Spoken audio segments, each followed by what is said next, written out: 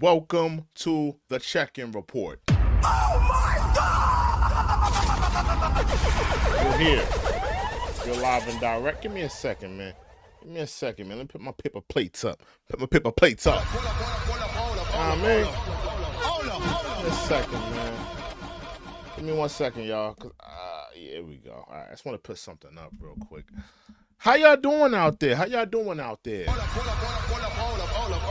in the building. Live and direct. The name of this show is Uncle Luke, Kamala Harris, Define Blackness. Oh my God! Yeah. Uncle Luke and Kamala Harris are going to define blackness for us. That's on Pyro. Oh, Pyro, you going to bed, nigga? They're gonna talk to us. I don't know how many of y'all have seen this video. I thought this was a new video where they had Uncle Luke sitting down with Kamala Harris. I thought it was a new video. This video came out in 2019 where Uncle Luke, he sat down with Kamala Bear Harris. Let me take off the stunner shades for a second. Y'all. Oh my God! 1 second, man. Put my reading glasses on. Okay. We in the building tonight. Yeah, but Kamala Harris and Uncle Luke, they sat down with a discussion talking about defining blackness. I don't know how many of you have seen this video, but I thought it was something interesting that we should get into. I have not seen the full video of this, but I thought it was an interesting dialogue for us to all look at. Kamala Harris and Uncle Luke defining blackness. I thought it was something interesting to look at. So I want to take a look at this video where Uncle Luke. Now, don't you find this an odd couple?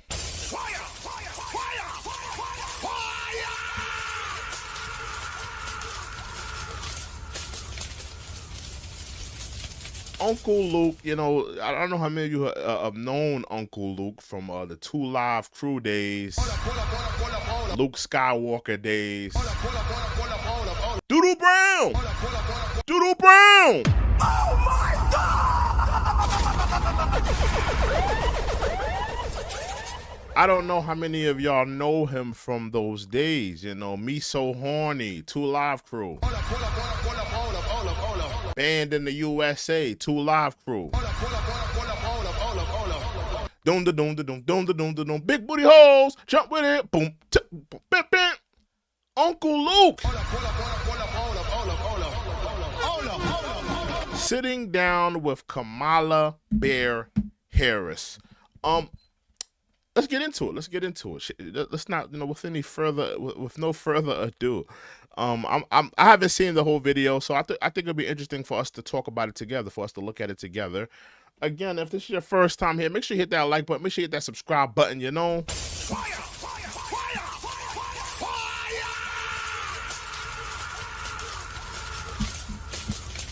Make sure you hit that like button.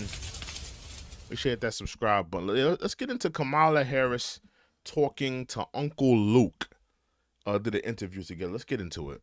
If you're not in the game, and you're just sitting on the sideline, you really don't understand the difference, the nuances, and the struggles of trying to do the right thing for our people. When I wrote Doing the right thing for our people.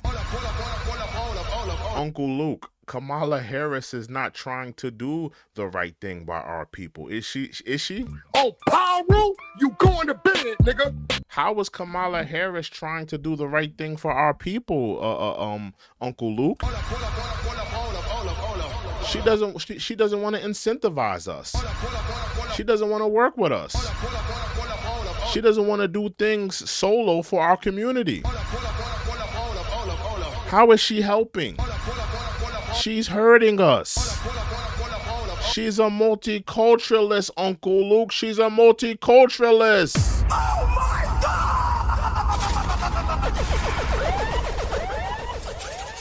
She's not helping us. She's hurting us. Which begs the question, did Uncle Luke get paid off? Did they pay Uncle Luke to do this interview with Kamala Harris, you know?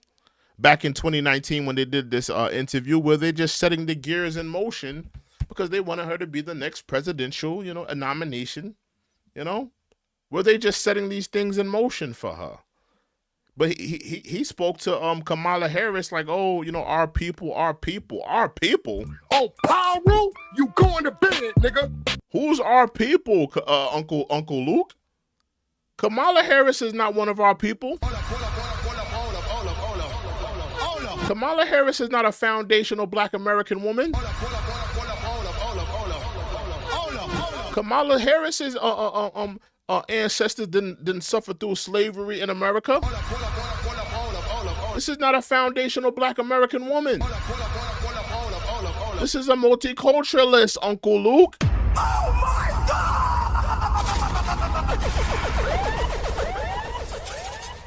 Let's be honest here. Let's tell the truth here. Let's not lie here. Let's just tell the truth here. Let's get back into it.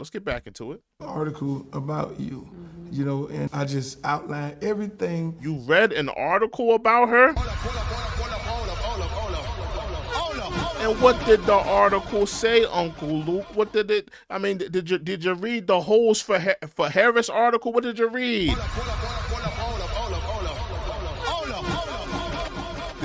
I think that's probably what Uncle Luke read. He probably saw the headline, Holes for Harris.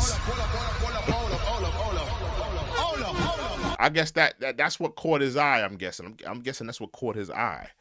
But yeah, you know, I want to know, you know, what made Uncle Luke, Mr. Doodle Brown, Mr. Big Booty Hoes, Mr. Me So Horny, boom, so horny. What made him want to sit down and talk with Kamala Bear Harris? What made him want to do it? Oh, Pyro, you going to bed, nigga. What possessed him? What's up, Sinclair? I see Sinclair's in the building.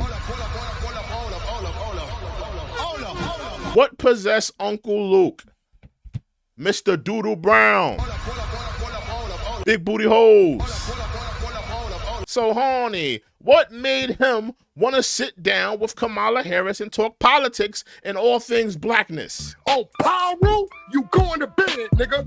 I want to know. I want to know what possessed him. You know, did he just did he just say, you know, he just woke up one day and said, you know what, I want to do all things politics? Did he wake up one day and say, you know what, I'm tired of the big booty hoes. I'm tired of the Doodle Browns. I'm ready to talk politics now. Did he wake up with this new rationalization, this new wokeness?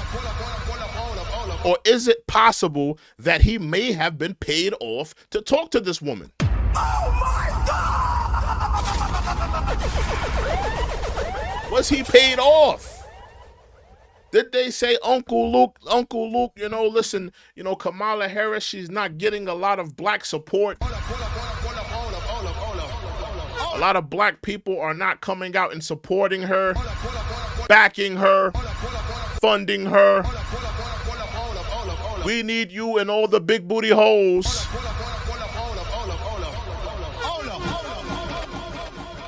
to do an interview with her and give her the support that she needs. Oh, Pyro, you going to bed, nigga. Is that what it was? We got 35 people in the building. I need y'all to hit the like button. It's starting kind of slow today. It is what it is. What's up, Shane? Need y'all to hit that like button. You need to hit that subscribe button as well. Hit that like button. We only got 6 likes in here. Hit that like button. We got to talk about Uncle Luke. Big booty hoes, jump with it. We got to talk about Uncle Luke tonight. Luke Skywalker. We got to talk about him tonight, you know?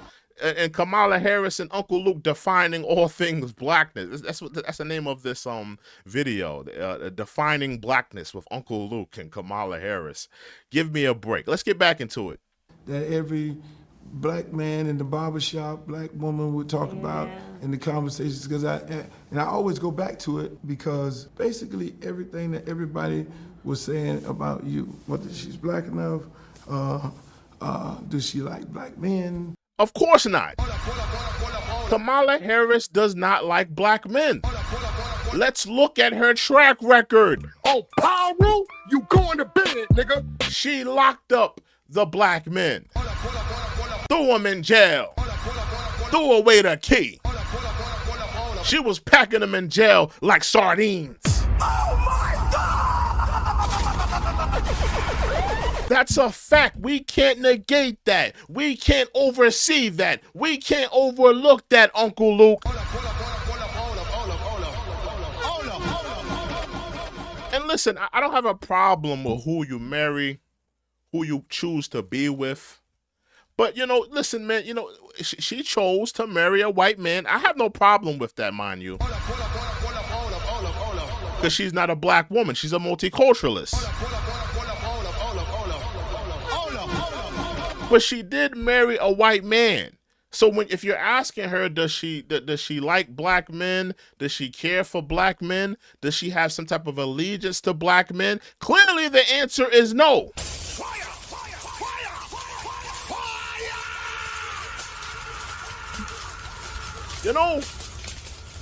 There's no allegiance there. She has no allegiance to black men. She was throwing them in jail like hotcakes. Did you know about the story? Did you hear about the story?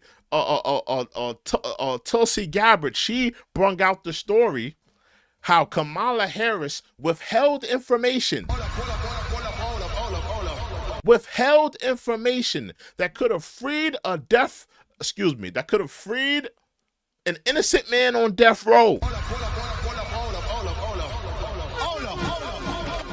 She chose to withhold that information. She chose to hold back that information. Why would you do that, Kamala? But I'm supposed to believe, with your track record as a prosecutor, that you're for black people, for black men. When you spent your whole career locking them up, are you serious, Kamala? Oh, Pyro, you going to bed, nigga. You spent your whole career locking up black men. Now you're supposed to be the savior, the pantsuit messiah from the mountains of Claire's. You have been descended upon us from the clearance rack of Claire's to save the soul of America? Is that what you're trying to tell me, Kamala? Oh, Pyro, you going to bed, nigga. I'm not buying it. You are not for black men. Your track record says you are not. Your track record says you are not for black men. You are not for black people. And this is what I want to understand, especially if we got any black people in here. We got any black people in here? Talk black to me. Oh my God! We got any black people in here? I need y'all to talk black to me. Talk black to me.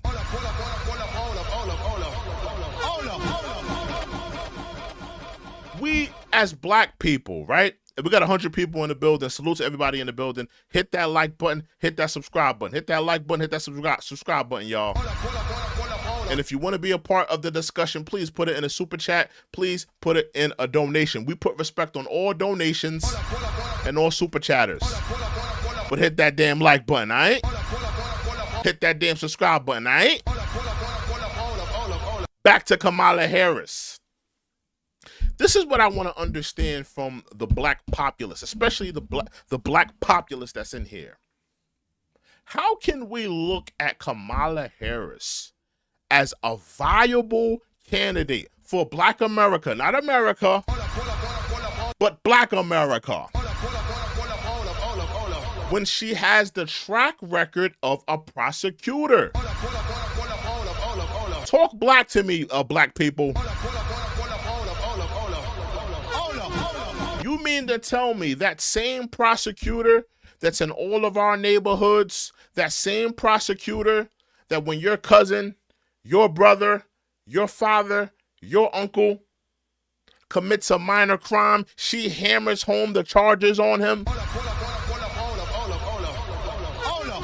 That same prosecutor that gave those black men higher sentences than their white counterparts, that same prosecutor that you're talking about, this one right here, that same prosecutor that used that white supremacist justice system to create prison industrial slaves, that same prosecutor,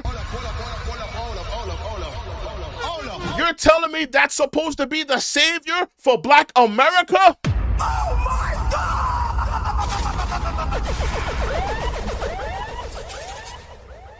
We gotta wake up. We gotta wake up and smell the coffee here. We got 143 people in the building standing tall. Hit that damn like button.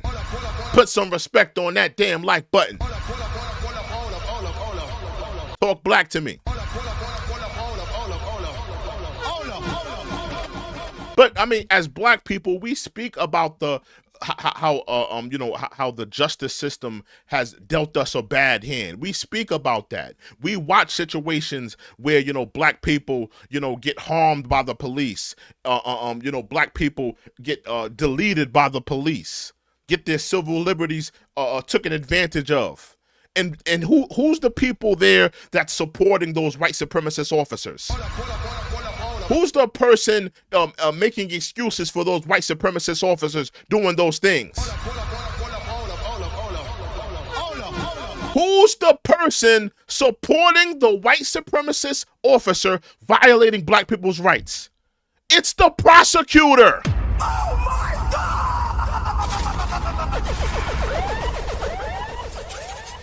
But you're trying to tell me Kamala Harris is the right choice for Black America? How?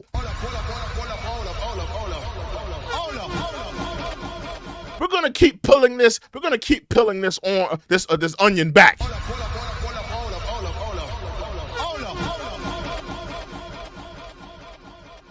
Are we not, as black people, are we not fighting every day?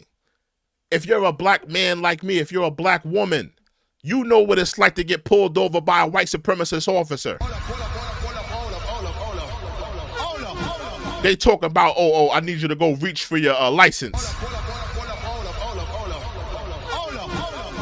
And you don't want to reach for that damn license because they may think that you're trying to pull a gun on them or something like that. You sweating bullets in that car. You thinking twice before you reach behind that back seat, before you reach in that glove compartment, before you reach underneath the seat.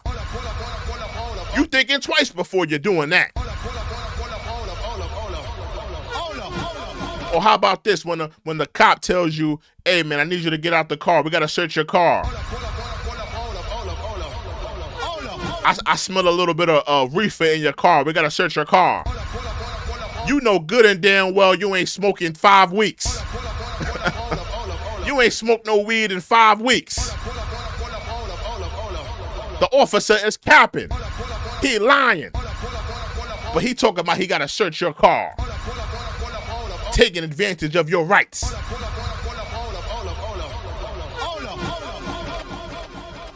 Who is the person?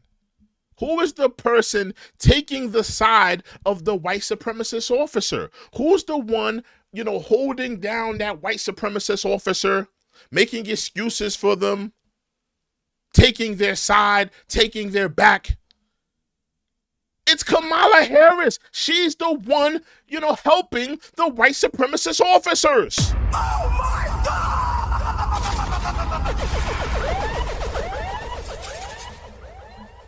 So we gotta stop acting like this woman is so for the people. She's so for us. She has a great track record.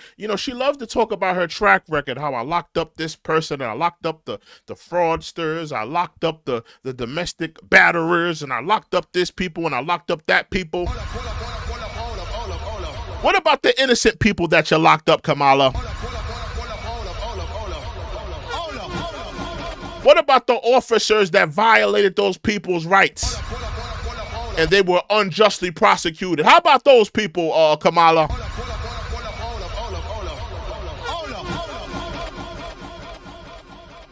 let's get back into it with Kamala and Uncle Luke. Big booty hoes, jump with it.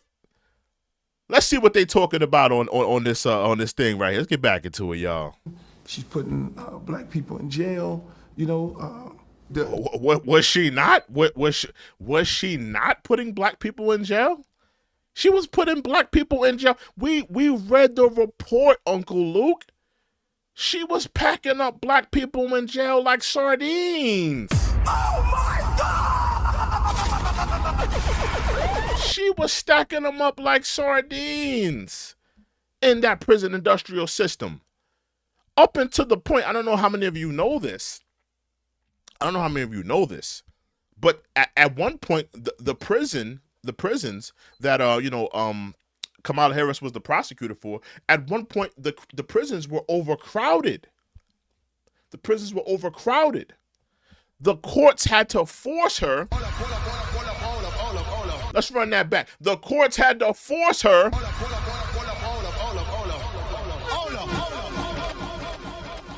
to release some people because the prisons were overcrowded. Oh, Pyro, you going to bed, nigga. She was wilding out. And make no mistake, all of it was to further her career.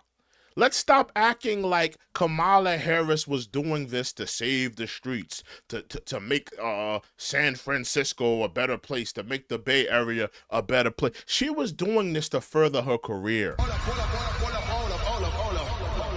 She's a career woman. Her whole life has been spent, pleasing her superiors, working hard for her superiors. Her life's work has been working hard for her superiors.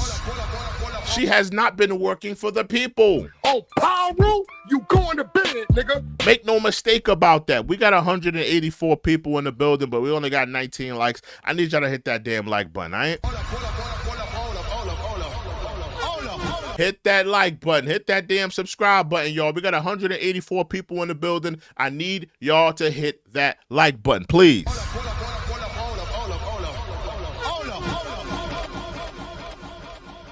Talk black to me. Hit that like button. Hit that subscribe button. Listen, I know I look good. You love just staring at me. You probably don't have no time to, hit that like button.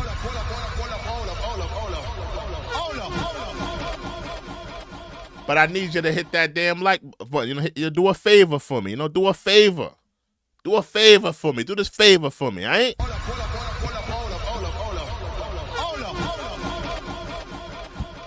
Let's get back into it. The common things that was actually said, but at the same time, I write that, and I didn't have a conversation with you. When we had the conversation and we talked about it, we talked. Do you hear her? Do you hear her? Sinclair, please tell me you saw that. How many times you gonna hit him with the When people do that in a conversation, I just want to let y'all know, when people hit you with the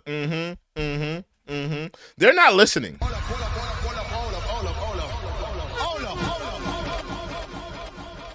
Listen to her. She's not even paying attention to what he's saying. She just hitting him with the because she just want to take this moment so she can shine.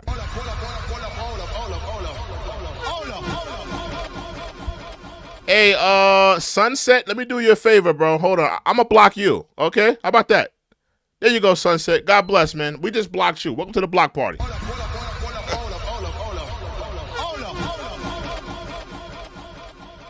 Listen to her hit the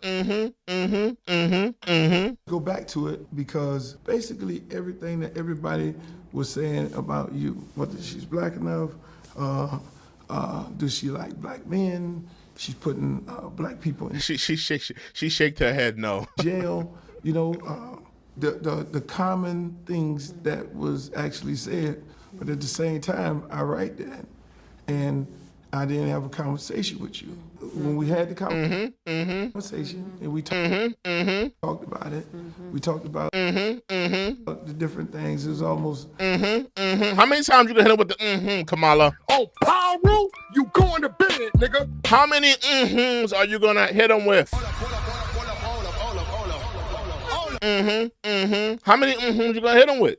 A lot of And after the conversation, I felt like I was actually certifying you because we were talking about fried chicken and talking about all these different things.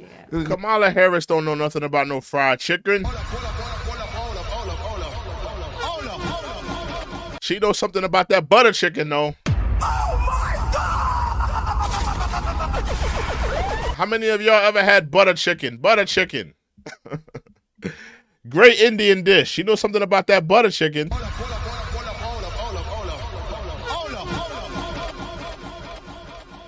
This the same woman talking about she made greens in the bathtub. You expect me to think that she can cook up some fried chicken?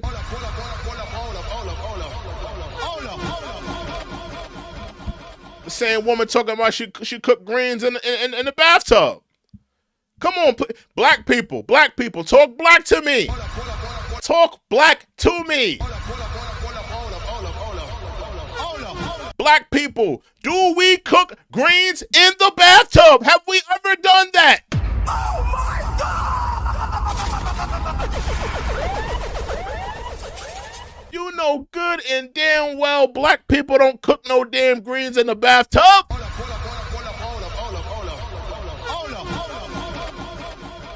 When I heard that, I was like, oh nah, this is not a black woman. Ain't no black woman cooking no greens in no damn tub.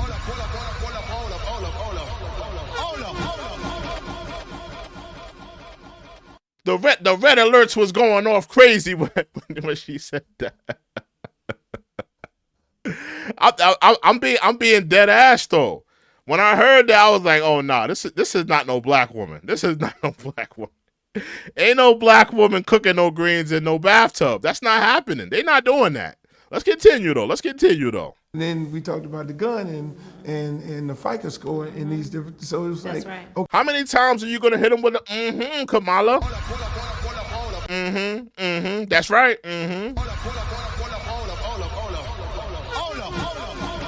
Okay, it's like I like this lady. You know what I'm saying? Why do you like her, Uncle Luke? I mean, did she used to be in one of your old videos back in the day? Why do you like her like that? Oh, Pyro, you going to bed, nigga. Maybe she reminds you of one of those, light-skinned video vixens you used to have in your videos, Uncle Luke. Maybe that's why you like her. Why exactly do you like her, Uncle Luke? Did the check clear? Maybe you like her because the check cleared for this interview. Oh, I get it. Because, they got the holes for Harris. Maybe that's why Uncle Luke, Uncle Luke, he used to have the holes back in the day. Remember them Luke girls? Doodle Brown. Yeah, he's that. Listen, Luke used to have them joints back in the day, man. They had the Luke girls. He used to have the club, out there in Miami. Maybe that's why Uncle Luke is feeling Kamala, because they got the whole holes for Harris thing going on. Oh, Pyro, you going to bed, nigga. So possibly he's trying to recruit a couple, some new hoes. Because Uncle Luke, he ain't had a hit song in a long time. He got holes from 1992, 1998. A lot of those girls need to retire. They on ain't no retirement for the hoes now. Uncle Luke got to send on some of his hoes to retirement. He trying to find some new hoes.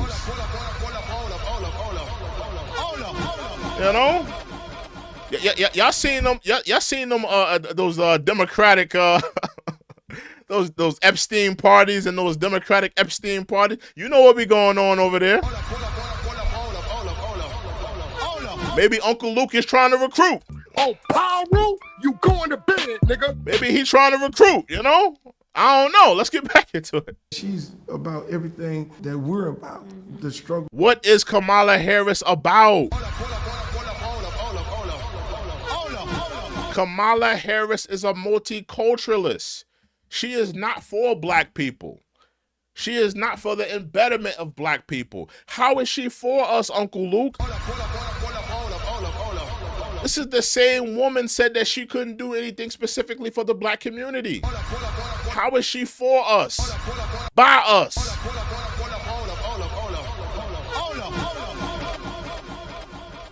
How? How is she for us, Uncle Luke? Her track record doesn't say that she was for us. Not when you have a track record of locking black men up. How are you for us? You was just another intricate part of the white supremacist justice system. You were not for us. You did not help us. Let's continue. And the things that we have to deal with on a daily basis as activists in our community. As activists? Uncle Luke is an activist? Oh my God!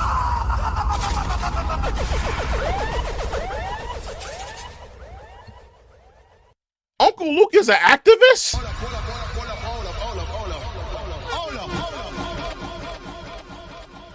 What is he out there fighting for? BBLs for all the strippers?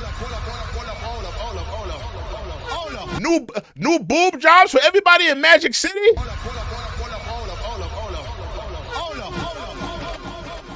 What is Uncle Luke being an activist for? Like, what is he? Can somebody bring me up to speed on that? What is he being an activist for?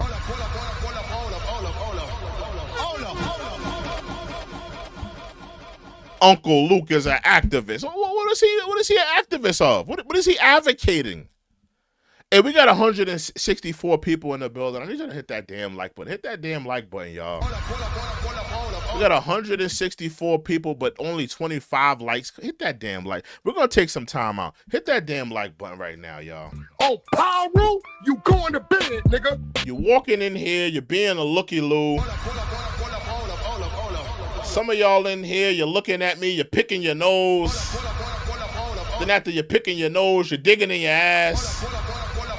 Then after you take the finger out your ass, you're picking it back in your nose.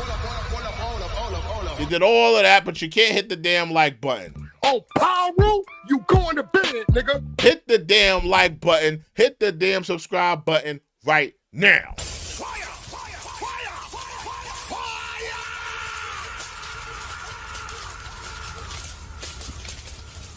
fire. On, bro. They gotta stop the show just to tell you niggas to hit a damn like button.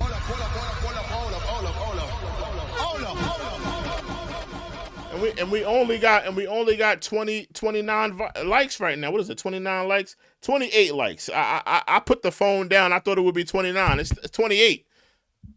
Hit the damn like button.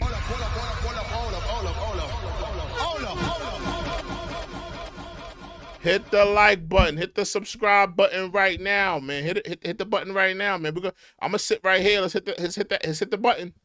Hit the button right now, man. Fire, fire, fire, fire. Hit that like button. Hit that subscribe button. Let's get back into it. And so how did I come to that place? And then that's when I ended up writing the other article saying, okay, this is this. Right. You know, because, again, we get to the point where we prejudge a person. So then now I'm out here fighting the fight of the same thing I basically wrote, and I'm trying to convince people that, no, that was wrong. Let me ask you. So when you campaign, that long ass diatribe, Uncle Luke, that was a long ass diatribe. I'm thinking you're gonna ask her this whole time. You wasn't asking her a question. You were just saying things so she can say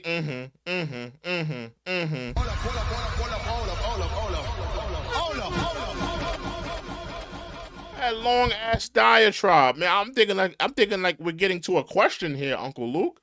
What the hell? Let's continue. And you're doing your strategies and everything, and you're trying to prove to African American women that you're black enough, and African American men that you're black enough. You know who Kamala is. Yeah.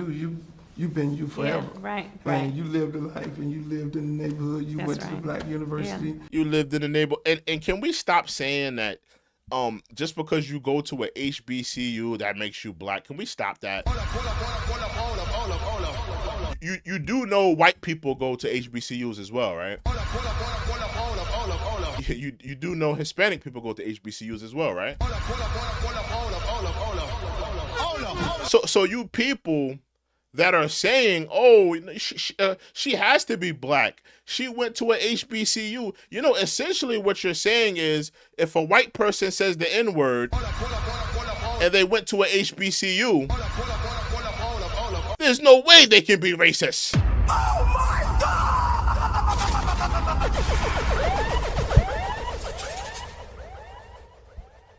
Essentially, that's what you're saying. You're saying that just because somebody goes to a HBCU, let's say they take a study in African studies. Let's say they take a study in African studies. Let's say they take a study in that, and they go to college. They take a study in African studies. That's all they need to be black.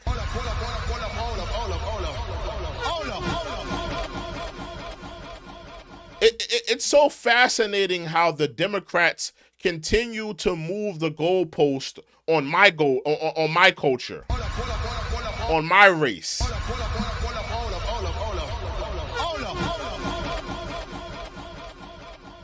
They don't play with the European Jewish community like that. They don't play with anybody else's culture and community like that.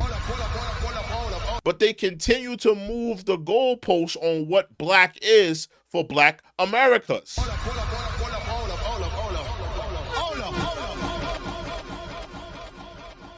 If you do not have a foundational black American parent, you are not black. You need a foundational black American father or mother in order to be black. I don't want to hear it no more. I don't care if you're a Jamaican, Haitian, Dominican. I don't care if you're from Nigeria, Niger, Mali, Sudan. If you don't have a foundational black American parent, you are not black. Oh my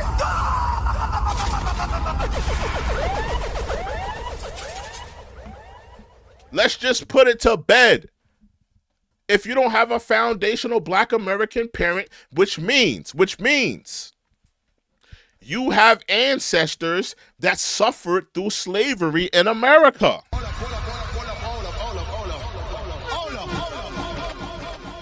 If you have foundational black American parents and their ancestors suffered through slavery in America, you are black.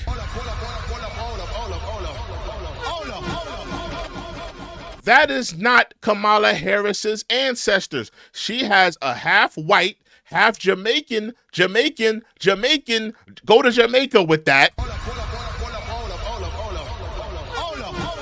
and a full-blooded Indian mother.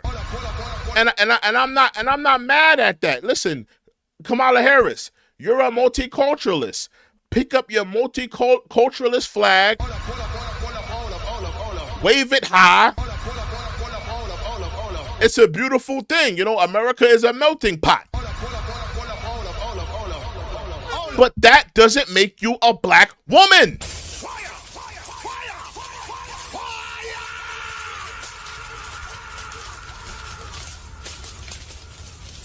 That does not make you a black woman. Just because you got a little bit of melanin, a little bit of itty bitty melanin in your DNA.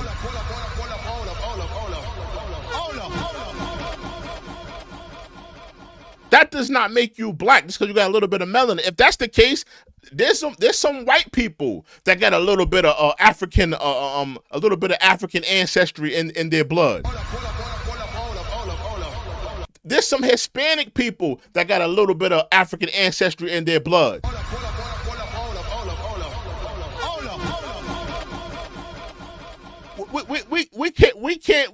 We cannot sit up here and say now, oh, Kamala Harris is black because she got a little bit of African ancestry in her blood now. What does her roots look like? Does her ancestors go back to the transatlantic slavery? Does it go back to the transatlantic slavery that happened in the Americas? If it did not, she is not black. She is not Black American. Why is this so hard for CNN? Why is this so hard for MSNBC?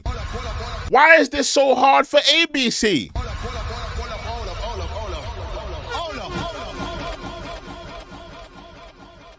I need to know. Let's get back into it, though. Let's get back into it. You live the life as an African American. To have people. See, he called her an African American. And anybody that's foundational Black American, this is why we got to get away from these these collective terms, African American, Black.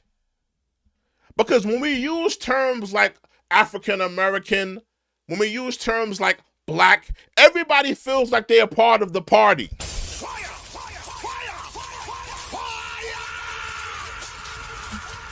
We got to get away from these African American terms. We got to get away from the Black, cause anybody can be a part of it. Anybody with a little bit of melanin, any white person that pulled up to the barbecue with some hot links, put a little bit of hot sauce on it, now they're Black. We gotta get away from all of these Black and African. We need, that's why I like foundational Black American. Because if you're a foundational Black American, that means that your ancestors were here during the foundational years of America. They were here during the American Revolution. A lot of your ancestors fought in the Civil War. They fought in World War I. They fought in World War II. They fought in Vietnam. They fought in all the foreign wars. The foundational Black Americans, they suffered through slavery. They suffered through Jim Crow. They suffered through Reconstruction. They suffered through the Civil Rights era. Foundational Black Americans. When we use terms like African American and Black American, anybody feel like they're part of the party.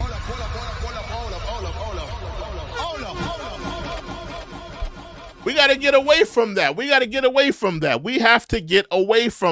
because everybody feels like they can just join up with us. Anybody feel like they can be a part of the party. We cannot continue to roll like that. We have to, we have to get it together and, let them know that, listen, man, foundational Black American is different from everybody else's culture, everybody else's, race or whatever, whatever have you. Let's get back into it though.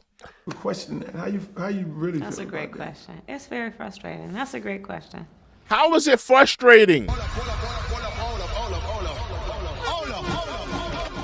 How is it frustrating for you, Kamala Harris?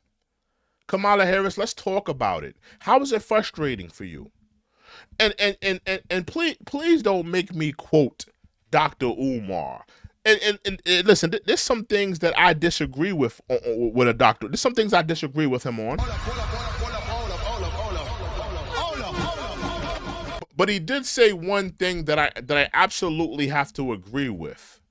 When you marry someone, you marry their culture. You marry their culture, Kamala. When you married your husband, you married his culture.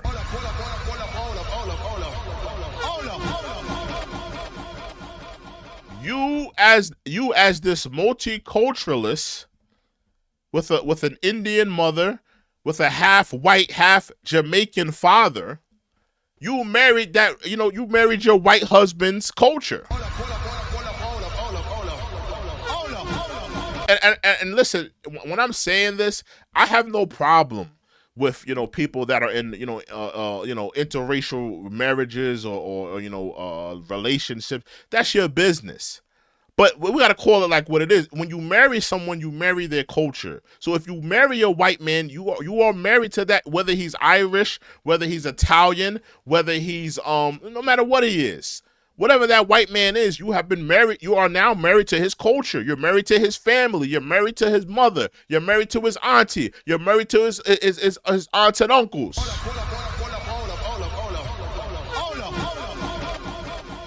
So whatever shred, whatever itsy bitsy shred of blackness that you did have, Kamala, you even went farther and you said, you know what? I'm going to marry me a white man.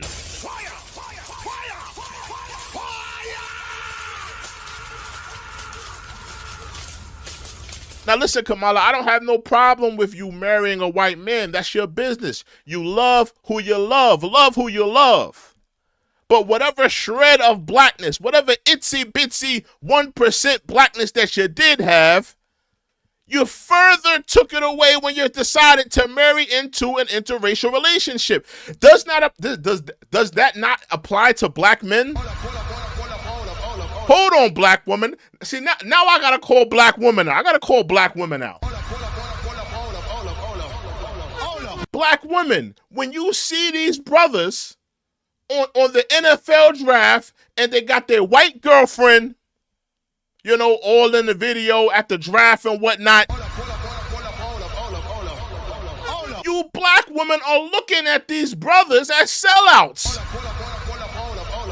You black women are looking at these women and saying, looking at these men and saying they sold out, they gave up on black women, they gave up on blackness, they gave up on the black culture, and they decided to be with a white woman.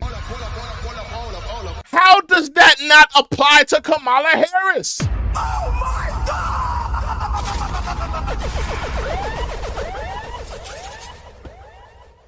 all you black women, respectfully, because a lot of you black women, you've been licking the boots of the Democrats. You've been licking the boots of Kamala Harris. Oh, that's my Madam President. Oh, that's my VP. I'm going to vote for Kamala. And I went to the rally. You're a hypocrite. A lot of you black women, you are hypocrites. Because you look at people, you look at black men that marry white women, and listen, I have no problem, you know, whoever you want to marry, even with Kamala, marry who you want to marry. I'm just calling it out. That's all I'm just calling it out. But, you know, you have problems with black men that marry white women. You have problems with them. You look at them on the NFL draft, you look at the celebrities that marry white women, and you have a problem with them, and you look at them as sellouts. You look at them as giving up on black culture. You look at them as giving up on black women. How does that not apply to Kamala Harris? Oh my God! How does that not apply? How does that not? How can you not see the contrast and the comparison of that?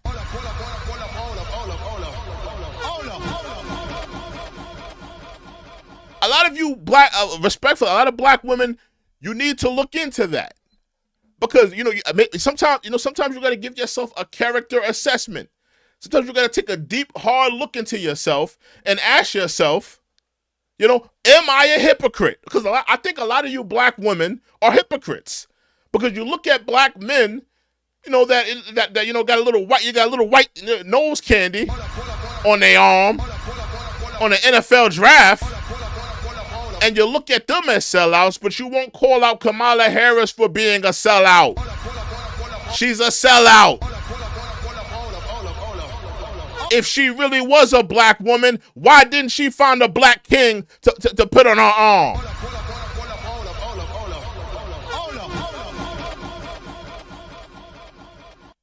Ask yourselves that. But let's get back into it. Because to your point, exactly to your point, Uncle Luke, it is, I know who I am. Mm.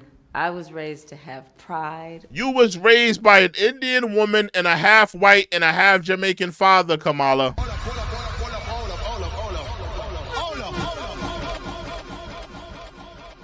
You was raised by an and this is something else that we have to put into play here. let's be honest here. Let's be real here. Let's talk black. Let's talk black tonight. Let's talk black. And again, if you're in the chat, we put respect on the donors. We put respect on the super chatters. So if you want to be a part of this conversation, if you want to be a part of this dialogue, please put it in the super chat. We put respect on the donors. We put respect on the super chatters here. That's a fact. We put respect on them. Actually, that's on Pyro. Oh, Pyro, you going to bed, nigga. So if you want to be a part of the discussion and the dialogue, please put it in the super chat. We put respect on the donors here. But hear me out. Young girls, they learn their morals. They learn how to cook. They learn how to clean. They learn how to, how to put themselves together. They learn so much from their mothers, right?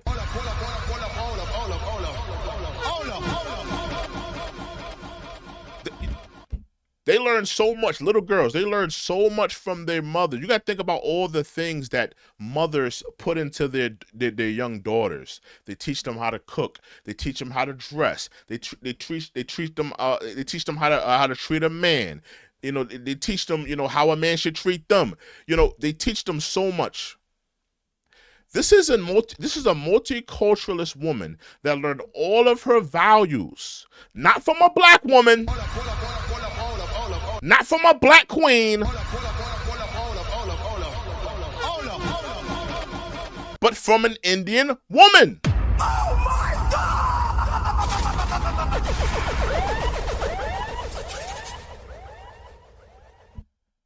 Kamala Harris don't know what it's like to have a hot comb on her scalp for too damn long. Kamala Harris don't know what it's like to have Big Mama cooking up a pot of chitlins. Got the house smelling like got the house smelling like death.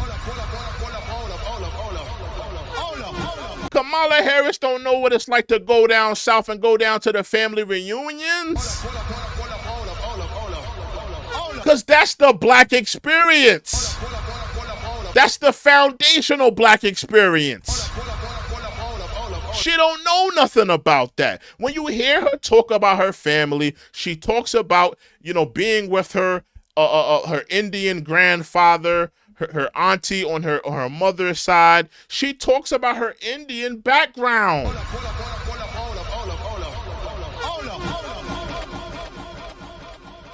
This is not a woman championing her black side, championing the black side of her family. This is not a woman that's championing that.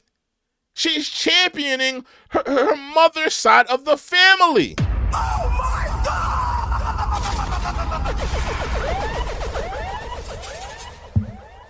And we got 231 people in the building. I need you to hit that damn like button. 231 people and we only got 44 likes. The math ain't mathing. Hit that damn like button. Salute to Bookworm22 with the $2 donation. Salute to you, sir. Salute to you, sir. He says, Mama burning your scalp talking about it's the heat. That's a fact right there. Oh my God!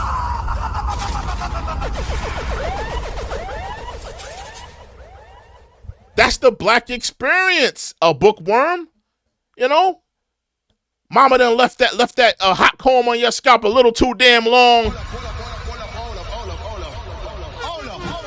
You smell something cooking.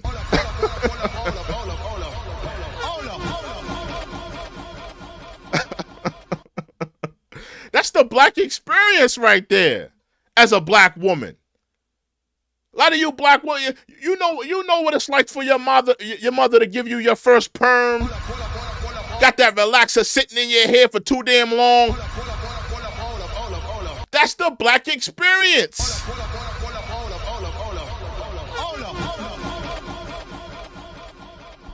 Kamala Harris isn't talking to that. She's not. And that's why. And I'm waiting for a black woman to ask her stuff like that. Let's question you on your blackness, Kamala. Let's see how much you know. Because, she loves talking about Tupac. She loves talking in this fake patois accent. I see through all of that. I see through all of that. But shout out to Bookworm for the $2 donation. Salute to Bookworm22. Again, if you want to be a part of the discussion and the dialogue, please put it in the super chat. We put respect on the donors here. We put respect on the donors. We read all donations. Let's get back into it. I mean, I could go on and on about who I am, right? But and who I was. Tell us. Stop saying you can go on and on and on. Tell us who you are, Kamala. Oh, Pyro, you going to bed, nigga. Tell us who you are. We want to know. We would like to know. Let's get back into it. Born as, not just who I became. I wasn't like some process. You became a multiculturalist. And you became, and how about this? You were born a multiculturalist, rather. You were born a multiculturalist. The Democrats made you a black woman. The Democrats are making you a black woman. Nobody else is making you a black woman. Your own mouth isn't making you a black woman. It's the Democrats trying to make you this black woman. It's the Democrats telling me that you sat on the bus with Rosa Parks. You walked with Martin Luther King. You smoked L's with Frederick Douglass.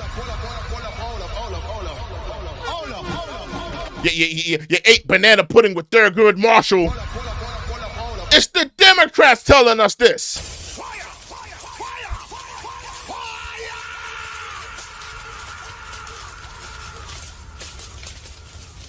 It's the Democrats making you this black woman.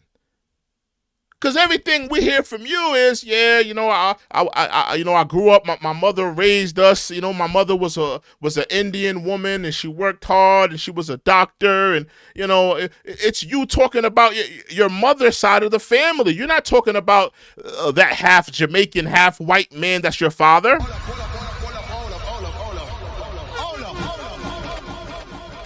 You're not talking about that. Let's get back into it though. Process of enlightenment. This has not been a process of discovery for me. In fact, I think the frustration is that other people want me to take them through their process of discovery. Exactly. Oh, that laugh is so horrendous.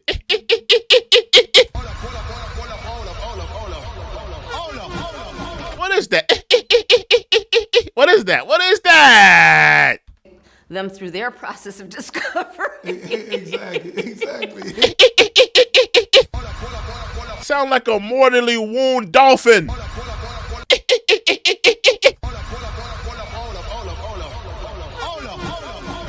is that? Them through their process of discovery. Exactly. About What is that? Oh my God! What is that? What is that? We got 375 people in the building. I need you to hit that damn like button. I need you to hit that subscribe button as well. If you're riding high, I need you to hit that like button, hit that subscribe button. If you want to be a part of the discussion and the dialogue, please put it in the super chat. We put respect on the donors here. We read all donations here. But Kamala Harris, what are you talking about? Oh, I feel like people want me to go through this process of discovery. I feel like people, they're doing that. I've already got my discovery. And you know what? And I'm going to be honest with you. I agree with her. Because she's not the one telling you at the top of the mountain, I'm the black woman, y'all. I'm a black woman. I agree with her. She's not at the top of the mountaintop telling you, I'm a black woman, I'm a black woman, I'm a black woman. It's the Democrats shoveling it down our throats, telling us she's a black woman. She knows she's not a black woman. She knows she's a multiculturalist. She knows she identifies with her Indian side of her family.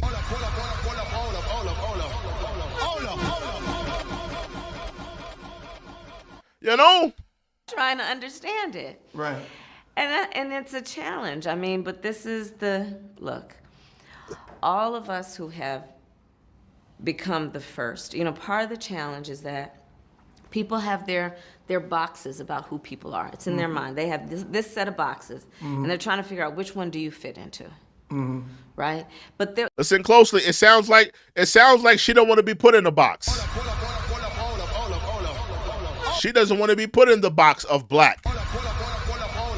She wants to check the box of multiculturalist, a color neutral,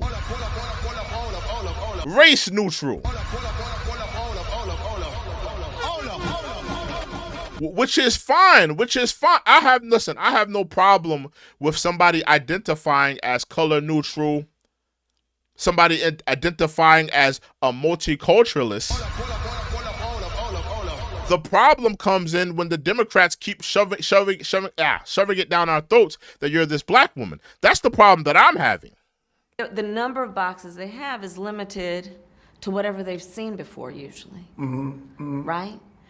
And we're asking them to see something that they've not seen before, and then figure out where to put that. I might give you an example because I have thought about this.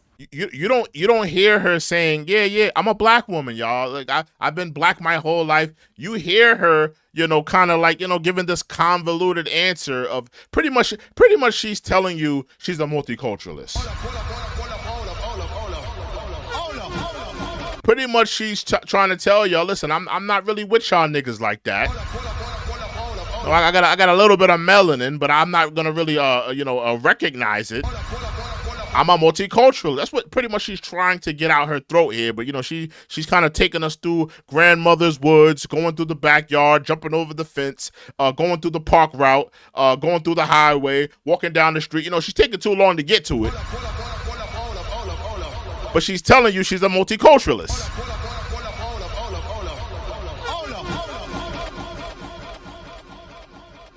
AM says multiculturalist is America. Again, I don't have a problem with anybody who identifies as a multiculturalist. This is not a war against multiculturalism or multiculturalist. This is not a war against multiculturalists. This is not a war against that. This is a war against the Democratic left lying to the American public, false flagging, misrepresenting this multiculturalist as a black woman.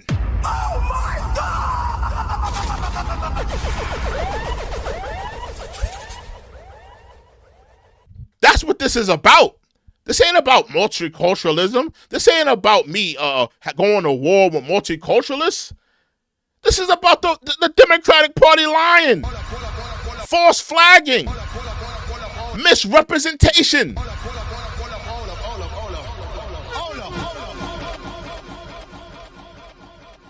That's what this is about. That's what this is about. If I use this phrase, just close your eyes for a moment and then think about what you see. The boy next door. Mm-hmm. For most of America, what does that look like? Yeah. Right? Yeah. It's the boy next door. 4 words speak volumes about the age, the look, the character of who we're talking about. You're right about that. Yep. What 4 words would immediately let you... One second, y'all. Give me 1 second. Hold on, because... a little delay where I'm at. I don't know why I'm lagging a bit. Give me 1 second, y'all. I don't know why I'm lagging. Why am I lagging? Give me 1 second, y'all. 1 second. 1 second. All right. Let's see if this works.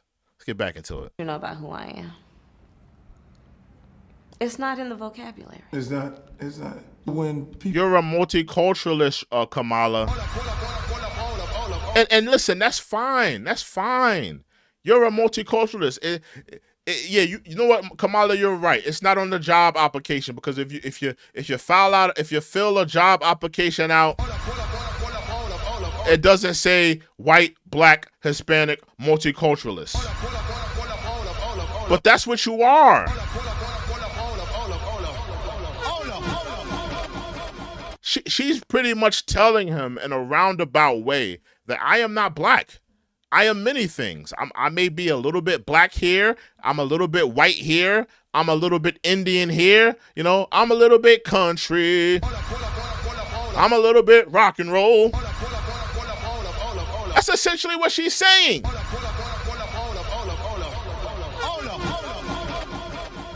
I'm a little bit country. I'm a little bit rock and roll. That's what she's telling you. People question your blackness. You were on that bus. You were part of the civil rights movement. But the struggle is convincing people that this is a strong black. I need y'all to. Oh my goodness, he's about to call her a strong black woman. Oh my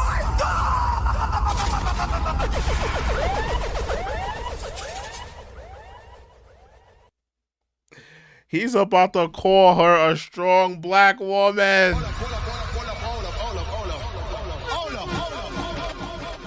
Uncle Luke, why?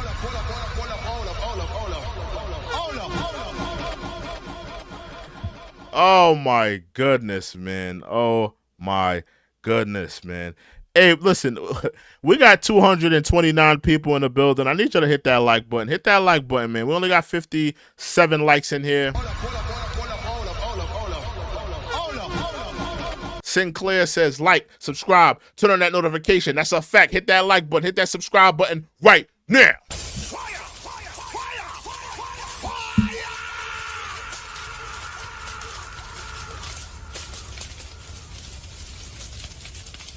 Hit that like button. Hit that like button. Hit that subscribe button. Hit that like button right now, man. And if you want to be a part of the, you know, the discussion here, we put respect on the super chatters.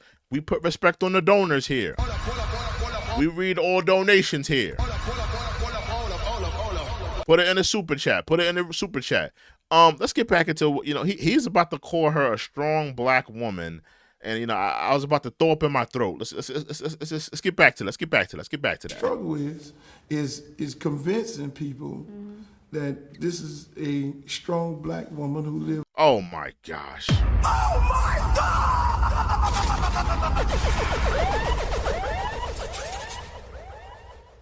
This nigga just called her a strong black woman. See, this is exactly what Malcolm X was talking about. When Malcolm X, y'all ever heard Malcolm X when he talked about how celebrities cannot be leaders for black people? These are not black leaders. These are entertainers. This is exactly what Malcolm X was talking about.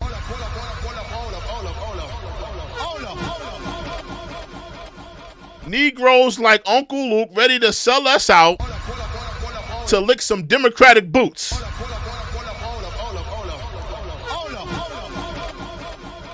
It's exactly what he was talking about. This is crazy here. This is nuts.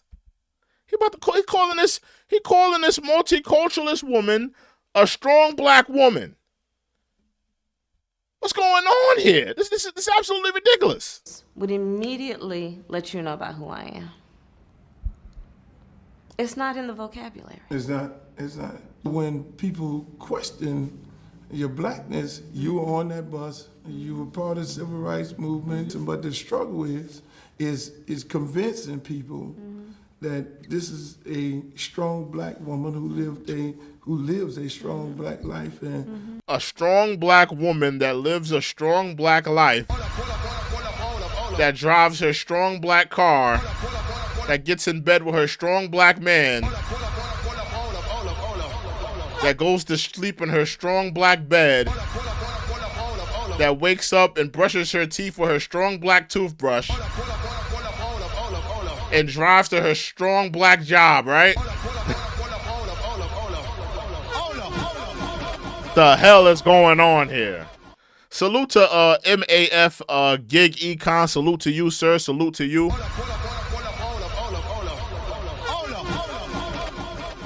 MAF Gig Econ, he says, "Do you see the Judge Joe Brown interview on her?" Nah, I have not seen it yet. I gotta check that out. Judge Joe Brown interviewed her? He interviewed Kamala Harris? Is that out? That's out. I gotta check that out. Nah, I haven't seen that. I haven't seen that, Econ. I haven't seen that yet. I got to check that out. Judge Joe Brown. I thought Judge Joe Brown wasn't really rocking with her like that.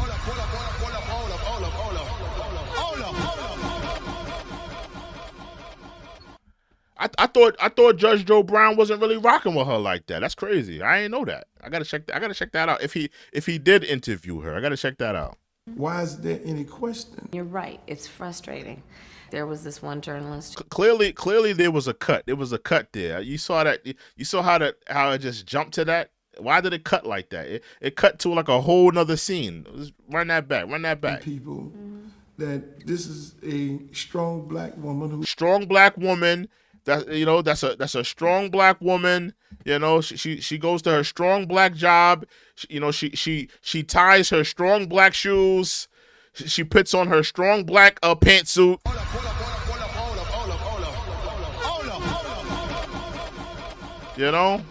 She lays in bed with her strong black husband.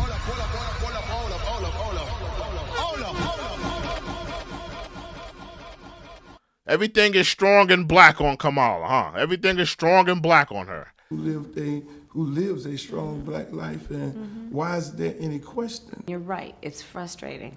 There was this one journalist who said to me, I'm doing this interview, and he says, well, you have family members that went to Stanford and Harvard, but you chose to go to Howard.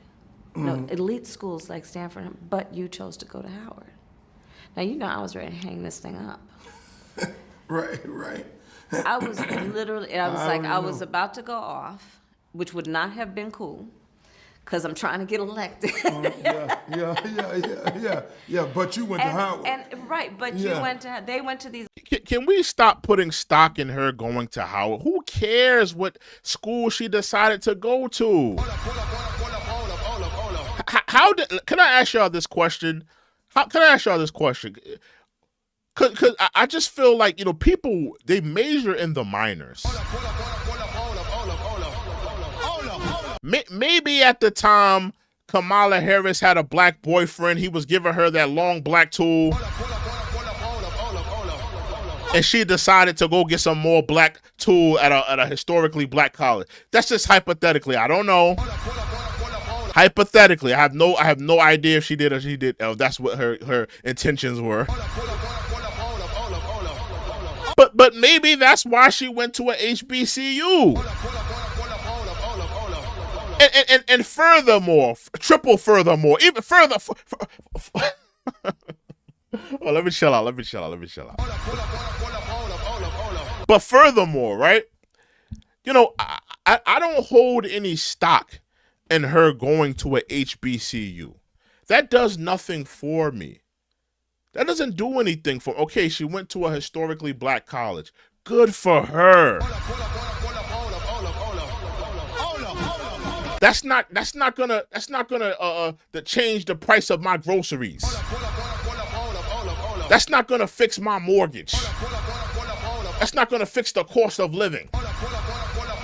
I don't give two squirrel farts what school she chose to went to, whether she went to Stanford, an HBCU, Howard, DeVry. I don't care where she went to. Oh my God!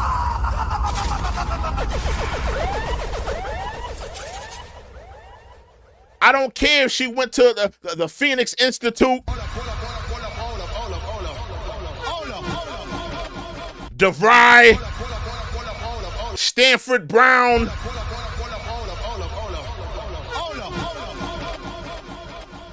What is that doing for my pockets? What is that doing for my economy? What is that doing? That's going to stop the immigrants flooding into my city, taking over apartment complexes. What is that doing for me? Black people, we gotta stop putting so much stock in majoring in the minors.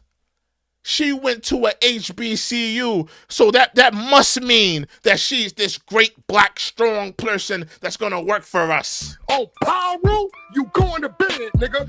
she has a Jamaican father, you know, and an Indian mother, so that must mean she's the best choice and the best black choice for the black vote. Oh, Pyro, you going to bed, nigga. How? How? What does her track record say? What does her record as a prosecutor say? What does her record as a DA say? What does her record in the office for the last 3.5 years of doing nothing, doing absolutely nothing, pushing pencils, being the border czar, letting, you know, millions of immigrants into the country? You're seeing what's happening in Aurora, Colorado. They're taking over apartment complexes. What has any of this let's look at her track record. Let's stop majoring in the minors. Oh, she's black. She went to a HBCU. None of this has anything to do that's going to help and fix your economy and help and fix your situation.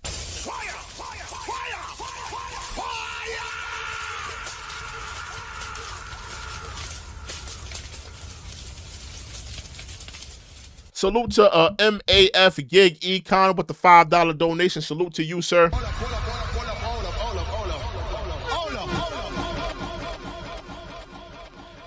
He says the interview Judge Joe Brown did talking about her is on the Art of Dialogue YouTuber channel. I gotta check that out.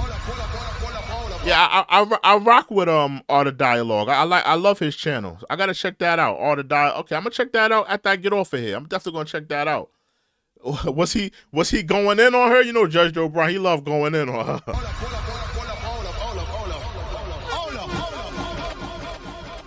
I know the judge was kicking in her back. I gotta check that out though. These elite schools, and you went to, and I said, well, you do know that Howard University is the Mecca.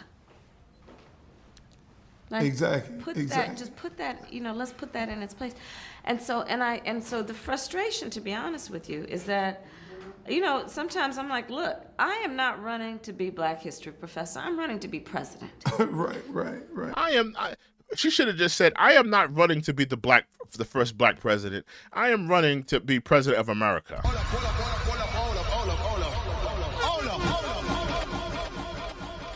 And I kind of find that to be a spit in the face.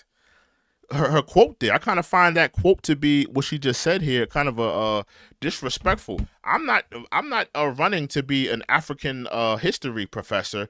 I'm running to be a president of America. It sounds like a kind of a spit in the face to Black of America. It sounds like it sounds like a kind of a spit in the face to HBCUs as well.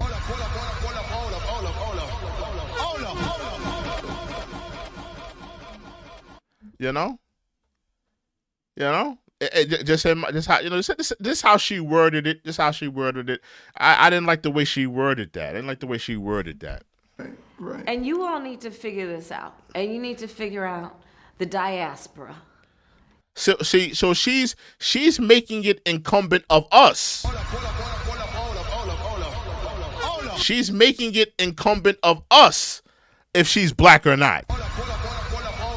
You guys need to figure it out if I'm black or not. You guys need to figure it out. I'm not running to be no African history professor. I'm running to be president of America. Doesn't that sound like a spit in the face to Black of America? Oh my God! Ladies and gentlemen, she just said, I'm not running to be a African history teacher, professor. I'm running to be a president of America. You guys need to figure out if I'm black or not. You guys need to figure out whether you feel that I'm black or not. You guys, it's incumbent of us. Well, if it's incumbent of me, Kamala Harris, you are not a black woman. Period, point, and blank.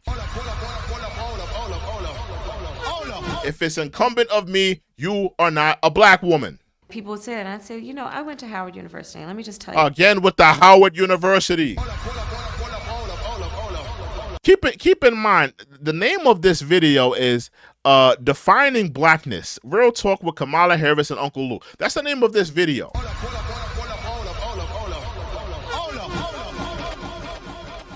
So far in this discussion here, we've only been talking about HBCUs. HBCUs do not define blackness, Kamala Harris.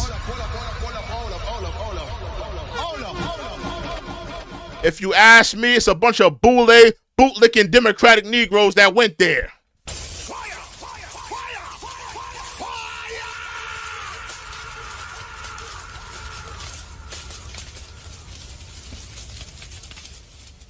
HBCUs do not define blackness, but that's all we've been talking about so far. The name of this video is called Defining Blackness. Talk black to me, Kamala. Talk black to me.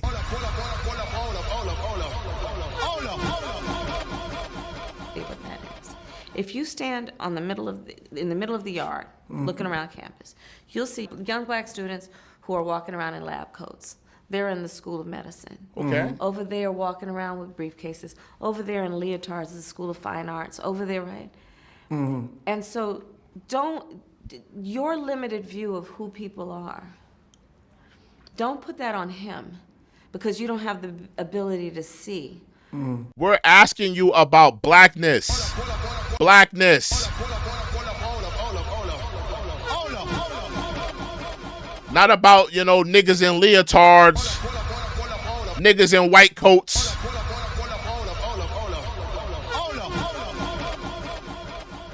We're asking you about blackness. Blackness. The black experience. See, and this is, make no mistake. Make no mistake. Kamala Harris is a tether. Make no mistake. Make no mistake. Make no mistake. See, she doesn't even know what blackness is.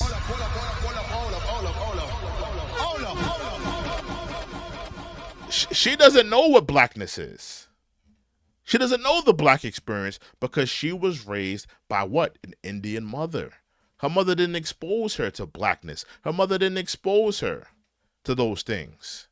She was primarily, she said it in an interview before, she said she was primarily raised by her mother. So her mother didn't expose her to, blackness. Her mother didn't expose her. Her mother didn't give her that black experience. Her mother could not give her that black experience, right?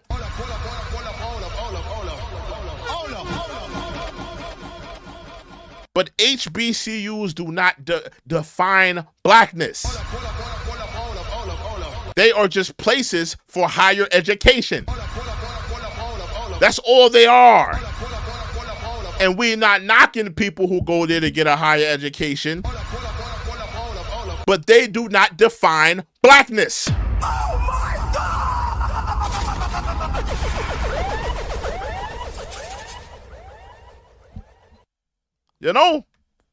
Right? The variety and the diversity and the depth of who we are. And it's sad that people still think that way. Look, there's still so much, work to be done, that is about. It's still so much work to be done. But I've been in office for 3.5 years and I haven't done none of it.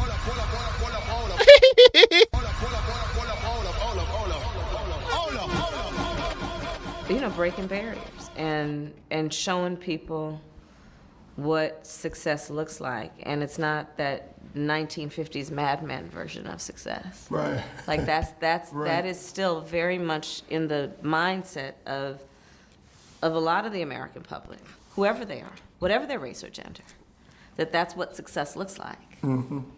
Being that you from the same hood that I'm from, which Miami is no different than Yes. Oakland, no different than Baltimore. Whoa.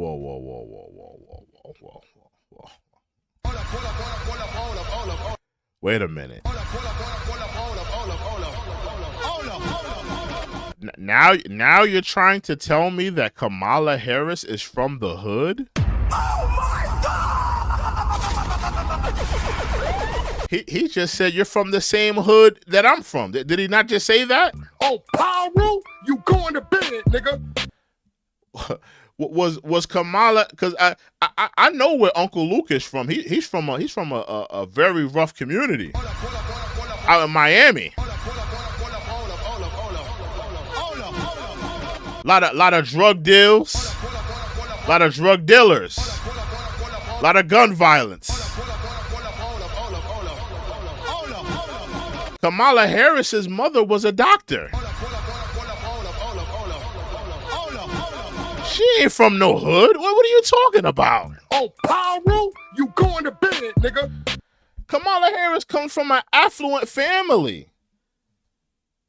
I'm not saying that she was like, wealthy, like she was one of the Rockefellers or something like that. But she comes from an affluent family. Oh, Pyro, you going to bed, nigga. Her mother was a doctor. What are you talking about? You grew up in the same community as me.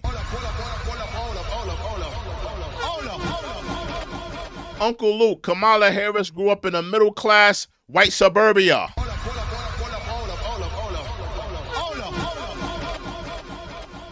Not bad living, not bad living. You grew up, Uncle Luke. Where'd you grow up, Uncle Luke? It was probably crack fiends outside. A lot of black-on-black violence. A lot of stray bullets flying past people's heads. Mother strung out on drugs. It was a different community, Uncle Luke. Oh, Pyro, you going to bed, nigga. It was a different community. It was a different community. That's all I'm saying. It was a different community.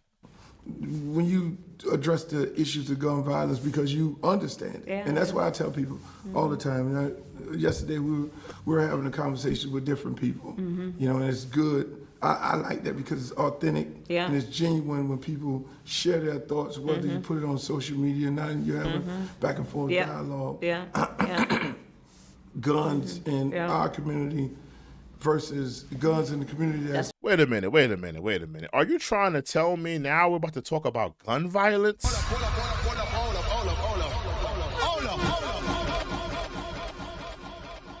Now we got to talk about gun violence. The name of this video is called Defining Blackness with Kamala Harris and Uncle Luke. Now we're going to talk about gun violence?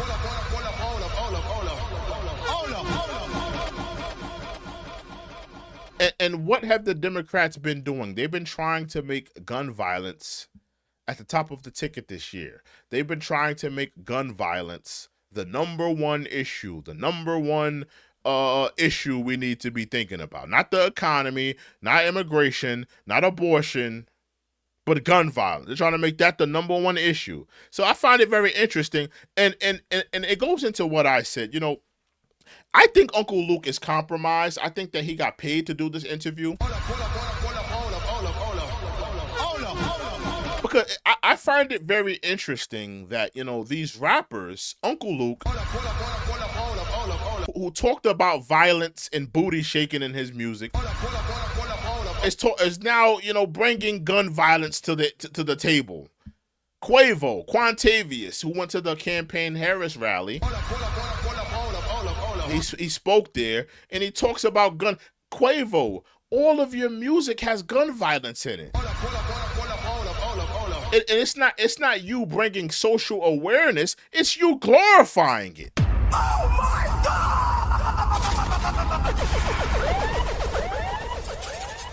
So it sounds a little tone deaf to me when I keep hearing these rappers talking about gun violence and we need to talk about gun violence. We need to bring these issues up. I just find it a little tone deaf to me. Just to me. That's right. down the street from my house, which is Parkland. I believe it's a false choice to say you either believe in the Second Amendment or you want to take everyone's guns away. That's how I think about gun safety laws. Assault weapons ban. So here's how I think about it. Kamala Harris wants to take away your assault weapons, ladies and gentlemen.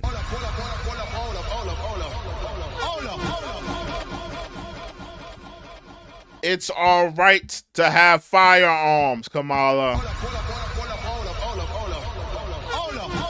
If people want to have fire, I think we should have more guns in America, in my opinion. We need more guns in America. Guns are the ultimate stalemate. When two people have guns, it's the ultimate stalemate.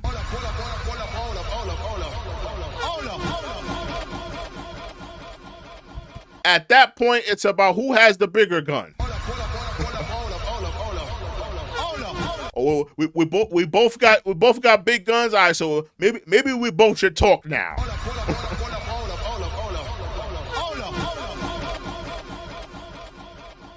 We need more guns in America. We don't need less guns in America. We don't need a ban on all guns. We need more guns in this mofo, man.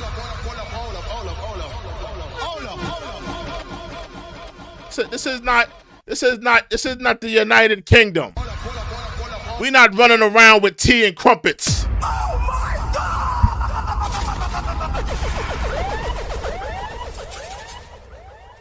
Yeah, we're not running around with tea and crumpets.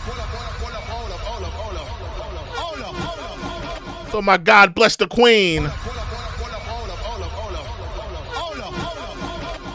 I'm saying, like, this is America, is it not? We got away from England to live these lives of debauchery in America.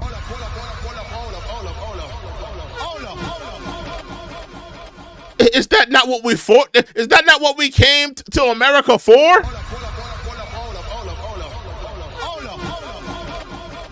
I'm just saying, you know. I'm not for taking away guns. I'm not for that. You know, should there be more maybe, you know, better background checks? Should it be more people looking into who's buying these guns? Yes, absolutely.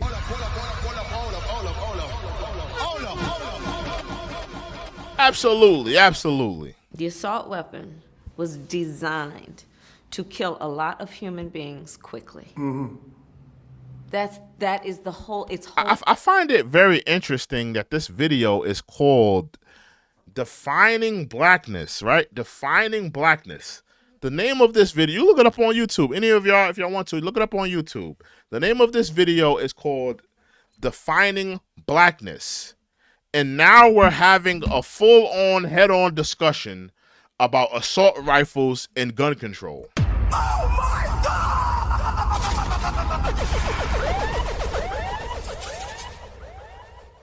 Are you trying to tell us that black people are part of the reason, you know, that we need gun control? Are you trying to make gun violence just a black issue?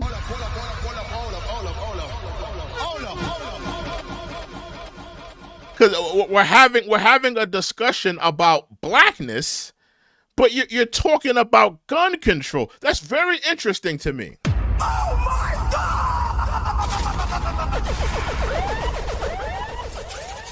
Shows that our kids are getting killed in the daytime.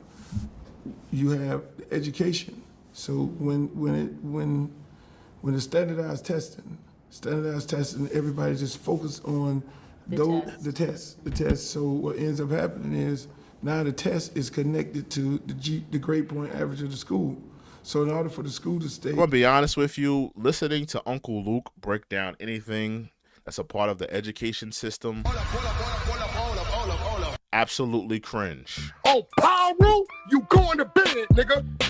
He just sounds very ill-informed, very uneducated, not up to speed, not in the know.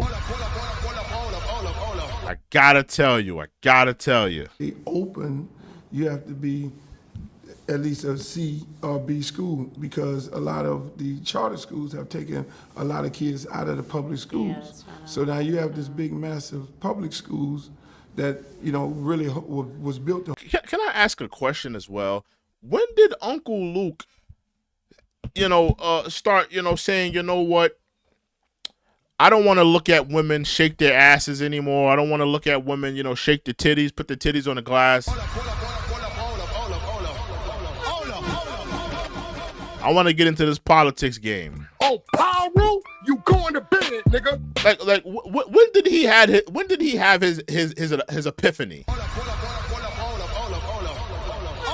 Or was it like one late night in a club? He's staring at some knock-kneed stripper, shaking her cottage cheese ass on a stripper pole.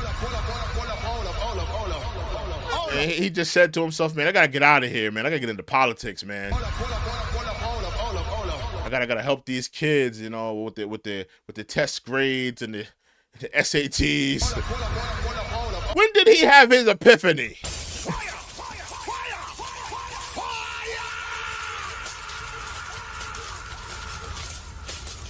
When did he have his epiphany? I need to know. Cause I'm so used to Uncle Luke Skywalker, big booty hoes, Doodoo Brown.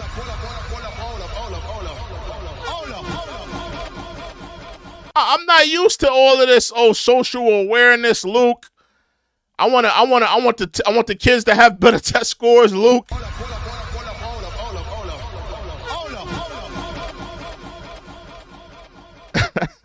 Sinclair said when the check cleared. That's a fact. Oh my God!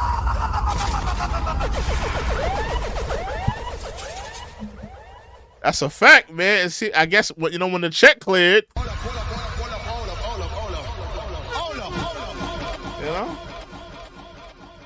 when the check cleared, he decided to let me focus on these kids. Let me focus on these test scores. Let me focus on this gun violence. And let me ask y'all this as well. Let me ask y'all this. I'm very inquisitive. Very inquisitive. I'm an inquisitive person. Let me ask y'all this. Why do the Democrats, right? Follow me here. Give me 1 second. Let me just adjust my headset. It's like I got a lot of afro here that I'm dealing with. Why do the Democrats continue to use celebrities to have these types of discussions with?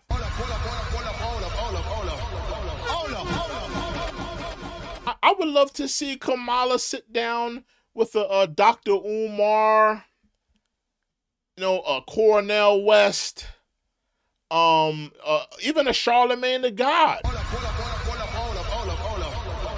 Why are you sitting down with the washed up rappers, the twerkers, Meg Thee Stallion, the entertainers, the ill-informed, the uninformed, the uninitiated? Why do you keep preying on black people's ignorance?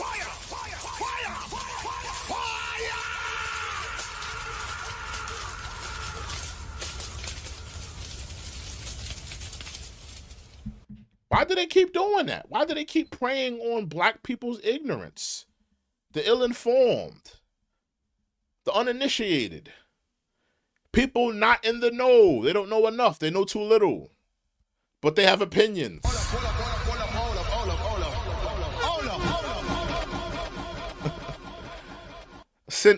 Sinclair said, lesser charge Leonard.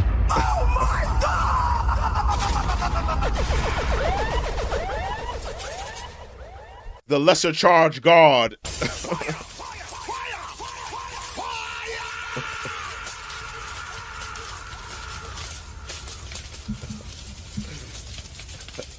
Lesser charge Leonard, the lesser charge God.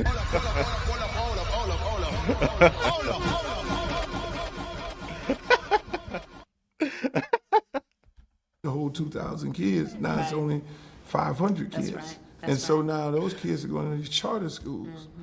Charter schools are letting them out at 12 o'clock in the daytime. Really? The public schools. Really? She tried to make him feel important with that one. Like he's enlightening her. Really? She's really sunning him. He don't even realizing it. She's like really like, really. You know, Kamala Harris's whole style is very phony. She's trying to make him feel like, educated, or like he knows a lot, and like, like he's bringing her up to speed on something. This big, massive public schools that, really was built to hold 2,000 kids. Now it's only 500 kids. That's right. And so now those kids are going to these charter schools. Charter schools are letting them out at 12 o'clock in the daytime. Really? The public school. She really tried to make him feel important. She really tried to make him feel like, that was deep what she was bringing out there. Oh, Pyro, you going to bed, nigga. She tried to make him feel important.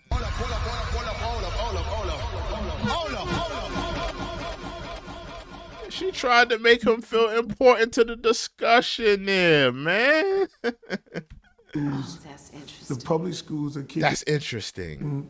the bad kids out with a low GPA because they need to have a high GPA. And they're going to those charter schools. They go into those charter schools. That are kicking them out. And they're out Isn't at that 12 o'clock. something? Mama and daddy is now course. at work. Of course. And they end up at the friend's house doing what. Now let's talk about this for a second. He's talking about, kids being truant, kids getting out earlier. Let's focus on the truancy thing. Let's focus on that. Did you know that Kamala Harris put into place a law out there in San Francisco that when kids were truants, that she would send white supremacist officers to knock on those parents' doors? Think about it. If you're a hard-working black single mother, you got 2 jobs, you just sent your kid to school, maybe one day your kid decided to say, school is a little bit too much for me. I need a break. I want to get away. I just need a break from this. Let's say he did it. Let's say he did it for 2 weeks. Just wanted to get away from school, Maybe he fell in with the bad crowd of friends. They're cutting school. Kamala Harris would send a white supremacist officer to knock on that black single mother's home. Oh my God!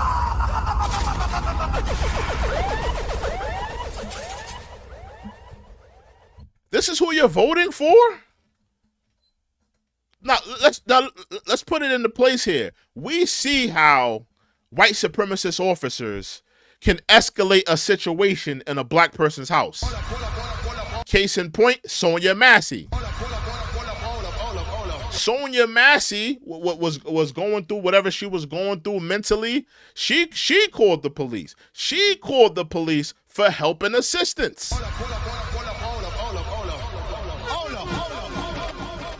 She winds up losing her life because she's boiling a pot of hot water, and a white supremacist officer that should have been fired a long time ago took her life.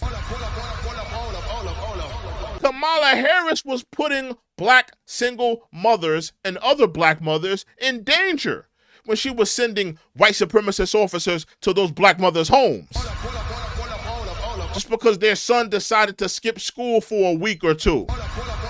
That's not how you escalate a situation. You don't send police officers to the home then. You sit down that child, you sit down that parent with a guidance counselor, a dean, a principal, a school psychologist. You get the community involved. You don't send a white supremacist officer to knock onto a single mother's home.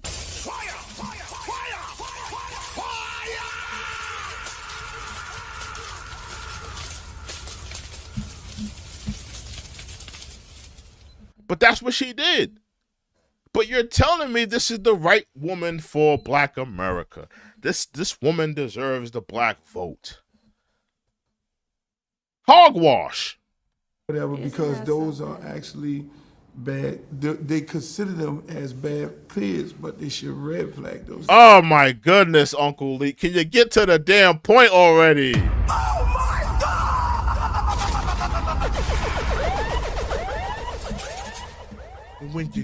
when the kids go to school, when they come out and they truants and then they go out and they eat lunch at the McDonald's and they get in trouble at the school and they get in with their friends and then the truants and they get to the damn point.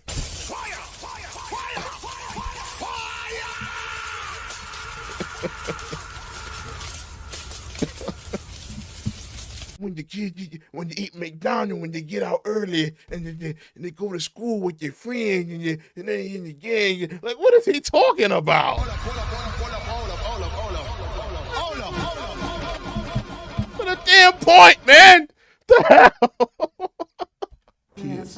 So if you look, and so I started looking at it on a national. Wow, that's something. Yeah. Wow, that's something. She's like preying on his ignorance.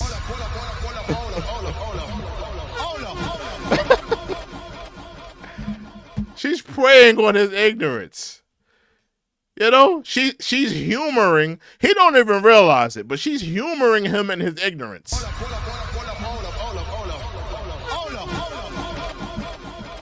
She really is. She's humoring him in his ignorance. Let's continue. On a national level and say, when is killings are happening? On a national level, because When are we getting to a question, Uncle? Yo, he is a terrible interviewer. He's spending more time like this is his damn interview. He's supposed to be asking her questions. We don't want to talk to you, Uncle Luke. We don't want to talk to you.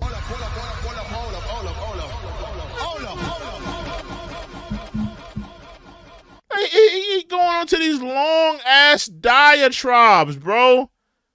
Like, dog, get to the question.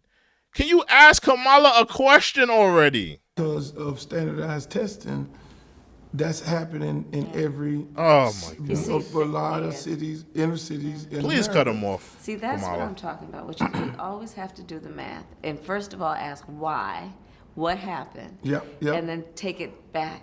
Yep. Well, yep. you know, one of the things about,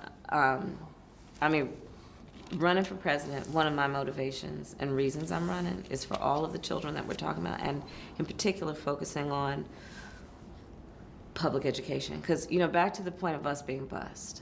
And so one of the things, for example, is I will have a teacher, a nurse and a social worker in every school, Okay. right? So, Should the teacher have a gun? no. Oh, okay. Why the hell not?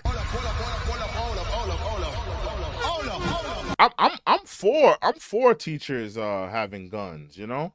Of course they have to be trained with having a gun. Gotta know how to use that thing. But I'm for teachers having a gun. I think teachers should have a gun. I think every school should have 3 security guards with that are in law enforcement with guns, and 1 teacher that has a firearm. I'm for guns in school. We need at least 3 people, 3 people, 3 security guards, maybe like retired police officers, maybe police officers that's already on the force, and maybe they just do 3 or 4 hours in the school system. They just sit there, do their service there for a good 3-4 hours, They could probably switch out during shifts. But yeah, but I'm for, having firearms, people that are like, trained, and having them in the schools that, so they can protect their children when things of that nature pop off.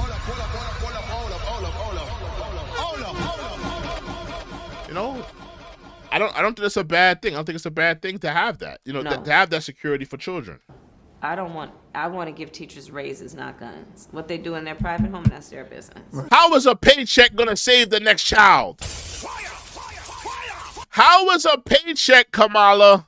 How is a company bonus gonna save the next child? What the child? What the teacher gonna do? Hold up his paycheck? Oh my God! What are you talking talking about?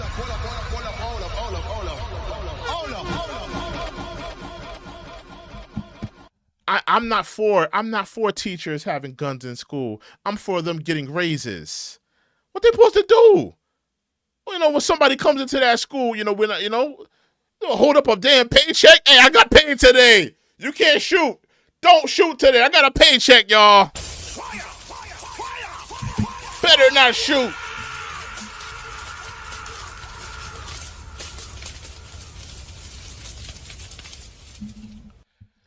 This is what happens when lunatics are running for office. I gotta tell you, this is what happens when lunatics run for office. Oh, Pyro, you going to bed, nigga. This is what happens when lunatics run for office. She just said, no, we're not gonna put guns in the school. We're gonna give them raises. Kamala Harris, a raise is not gonna stop a bullet.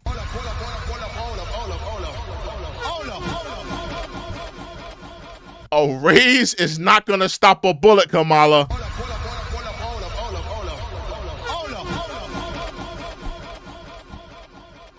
A raise is not gonna stop a bullet.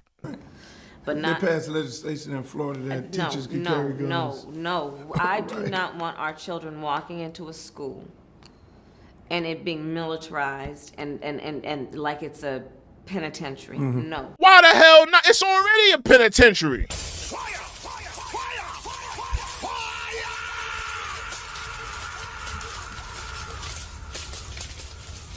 The school system is already a penitentiary.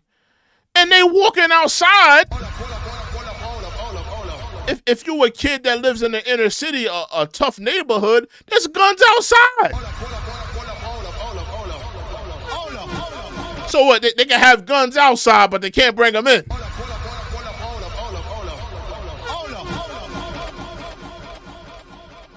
Like I said, this is when you have lunatics running the country. They're not using, you know, just being logical. Just being logical. The school system is already designed like the prison industrial system. You tell the kids when to play, when to go to school, when to you know what time to be at this class, what time to be at this class. Go to cafeteria at this time, you eat at this time, you bust your tray here. Sounds like prison to me. Oh my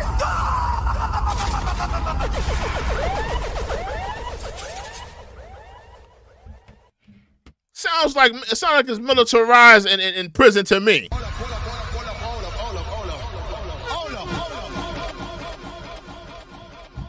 No, we don't. Well, listen, look, Kamala, we don't believe in your feather bottom politics, okay? We don't believe in your lavender scented feather bottom politics, okay? We don't.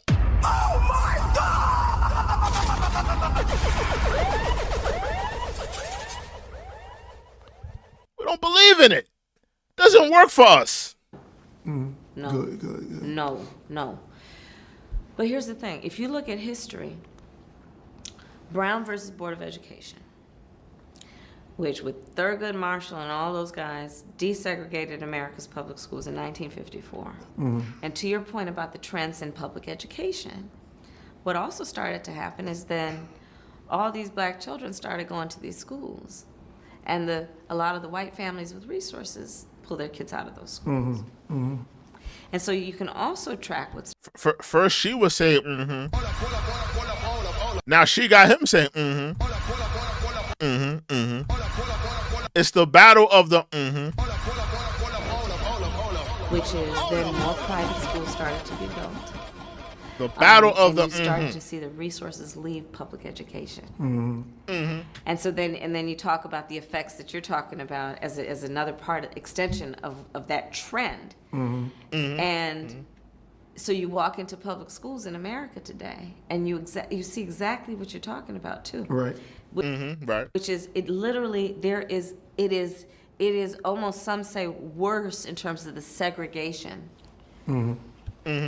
that has now happened as a result of not necessarily laws that are about. I wish I had a counter from the both of them. I really wish I had a counter. Race, but certainly rules that are about economic status. I think everything is all connected to education, because if you don't, if kids are not able to get the proper education in, it's a tough road coming from that. I mean, I started. See, now she hit him with the I've started so many mentor programs over the years, and I did one in Bayview Hunters Point, which in San Francisco at the time had an annual household income of $15,000. I'll never forget. And I went to the president at Howard, and all of us can be traced back to the original tribe, you know, based on. Let's go back. Hold on. Situation. Exactly. And interestingly enough. It's like a chain. Yeah, It's but it's broken. all connected. And here's the thing. For years, we have accepted this theme that Black Americans have genetically high rates of high blood pressure and heart disease. We have accepted it as genetic. Right. Then there were some epidemiologists and some scientists who did, because, you know, all of us can be traced back to the original tribe, you know, based on body size. And all of us. Wait a minute, Kamala. If we were to take a petri dish of your DNA, I don't think we're going back to the motherland. We're gonna go back to the Taj Mahal. We're not taking your DNA back to the motherland, Kamala. We're taking your DNA to Taj Mahal.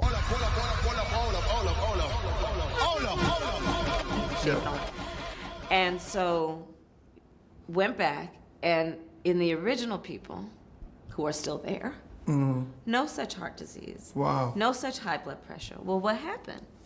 400 years of slavery happened. Yes. And trauma, Was built up through that. and not genetically, but environmentally, because there'd never been a real intervention to deal with the trauma, and you pass trauma on to children.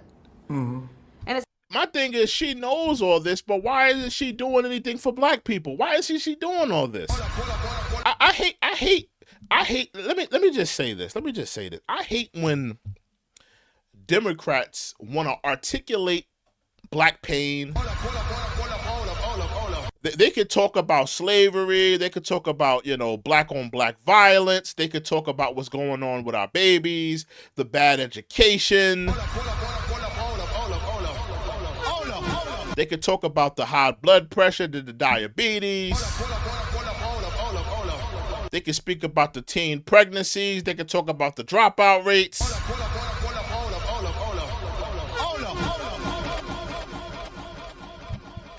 But they ain't willing to do a damn thing about it. Oh my God!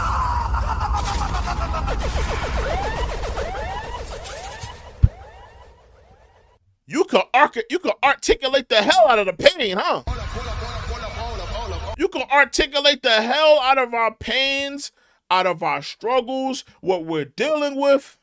You can articulate the hell out of it, but you won't do a damn thing about it.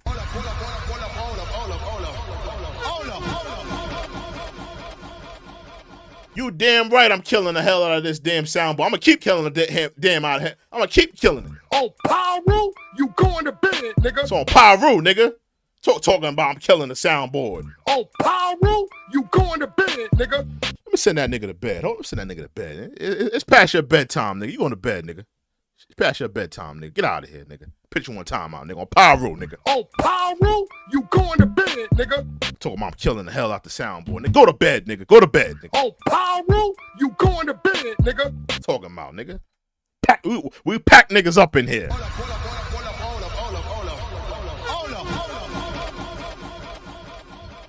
I'm gonna send you to bed tonight, nigga. Go to bed, nigga. It's past your curfew, nigga. Alright? Let's get back into it. It's not the parents' fault. It's about the environment. It's the environment. You So become unless- a product right? of your environment. Right. Yep. And so unless we've had serious intervention, it will go on generationally.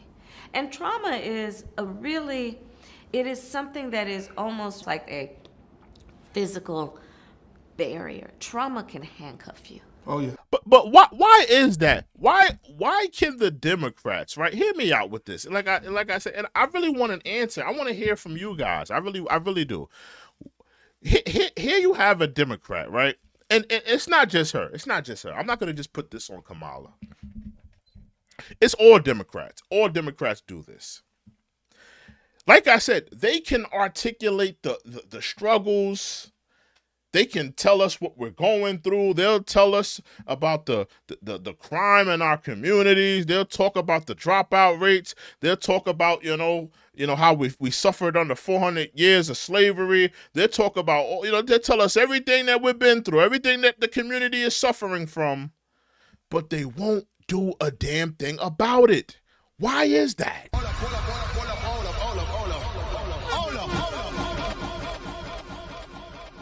Why is that? Why is that?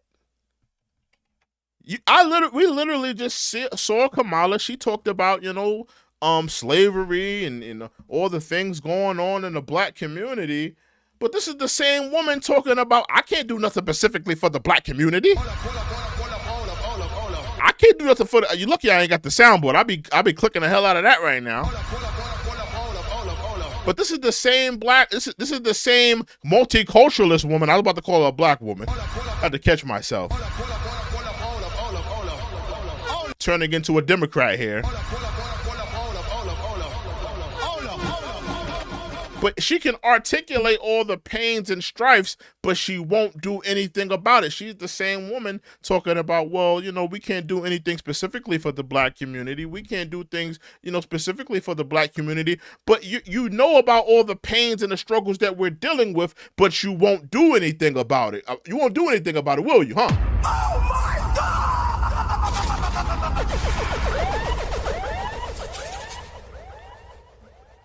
MAF Gig Econ with the $2 donation. Salute to you, sir.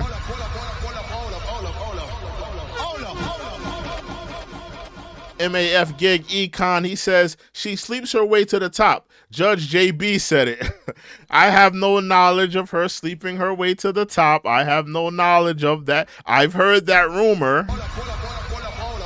I've heard about the Willie Browns and the Montel Williams. And that one night in Cabo, and that other night in Hawaii, another other night in Cancun. She possibly may have been even spotted at a Diddy party, but we do not know this. I cannot concretely say this.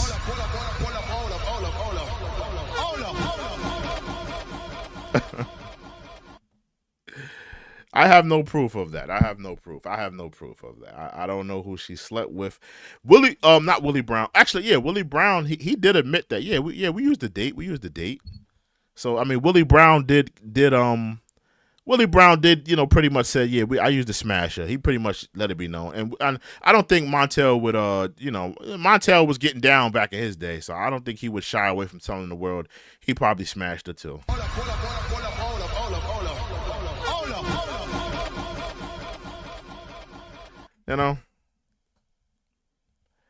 But I'm pretty much done with Kamala with this interview. I really feel like they didn't do any. They didn't define any blackness for me. I didn't hear any. I didn't hear them define any blackness.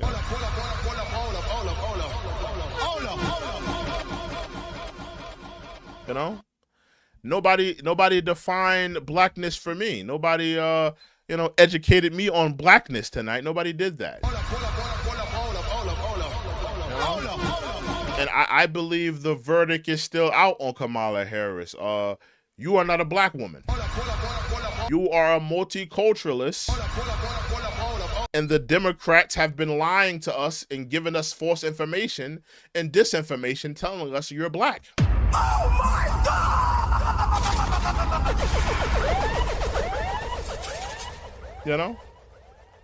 They've been lying to us. They have been, leading us astray, But, Uncle, and let me say this about Uncle Luke. No disrespect to Uncle Luke. but you are not equipped to have these conversations with political leaders, bro.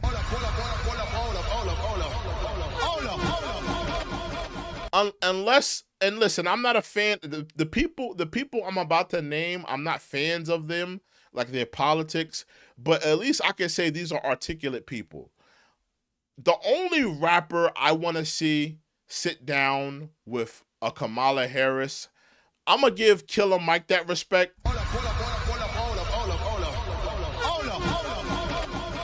I'm gonna give Killer Mike that respect. Let me just think of a few names of rappers I would rather see sit down with a Kamala Harris.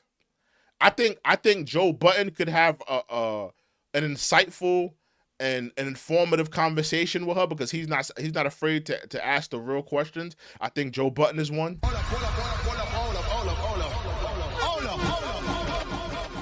Let me just think about a few more names. So I said Killer Mike, Joe Budden. I just want to give a few names of rappers I would rather see sit down with some politicians, just to get some real answers and non bootlicking questions, non-compromise questions. I just want one more person. I'm just trying to think of one more person. Maybe Math Hoffa. Maybe Math Hoffa. I think I'm gonna throw Math Hoffa in there. So Math Hoffa, Joe Budden, and Killer Mike. I would rather see them three sit down with a Kamala Harris and have an informative discussion. Uncle Luke, no disrespect to you, bro, but you are not equipped to have those types of conversations. You are not the guy for that. You're not the guy for that. Oh my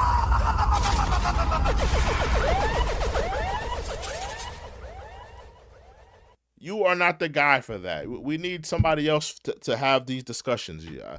I never want to see Uncle Luke have a conversation about politics ever again. Uncle Luke, unless you got, two or three or four or five, scantily clad women, shaking their rump shaker. I don't want to hear what you're talking about, sir.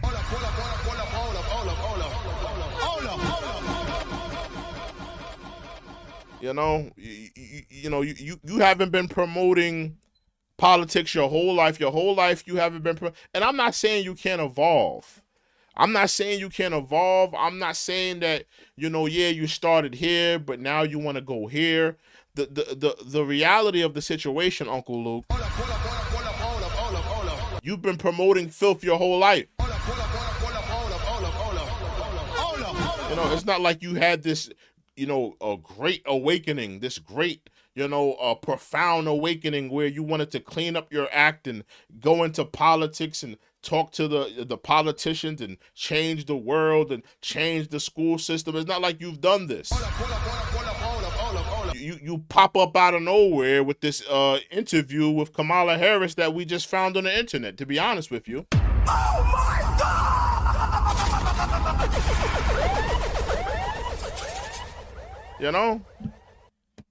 It's not like you've had this, like I could look at a Jay-Z and say, I'm not saying that Jay-Z is a guy I want to do this, the politics talk, but at least when I look at a Jay-Z, I can say that's a man that evolved. Even T.I. to an extent, I could say that's a man that evolved. He went from the trap boy to I'm a trap star to, I'm not that anymore. I'm a family man. I'm away from that lifestyle. I'm not into that anymore. I'm doing this now. Andre 3000, same thing. They've graduated from whatever they were promoting when they first started. We never saw this evolution from Uncle Luke. And I'm not trying to take that away from people. If you want to evolve. But we've never seen Uncle Luke evolve.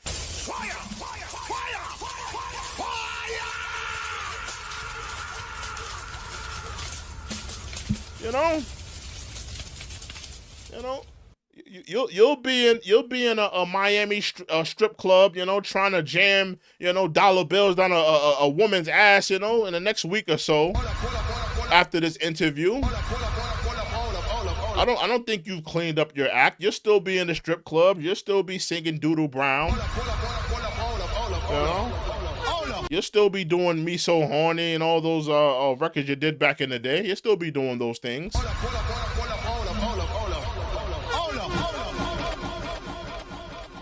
You know? If this is your first time here, if this is your first time at this channel, I want you to hit that like button, hit that subscribe button right now. If you're in here, hit that like button, hit that subscribe button. That's on Power Rule. Do that right now. Oh, Power Rule, you going to bed, nigga. But you know, listen, man. Kamala Harris, Uncle Luke. This was a terrible discussion. I just got to be honest with you. Oh my God!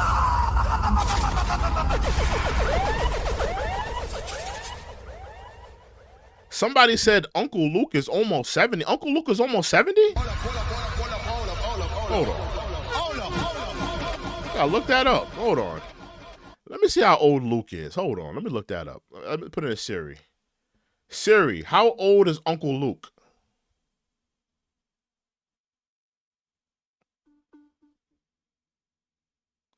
Taking so long for? Come on. Oh, 63. Okay. Uncle is 63 years old. He's 63. He is almost 70.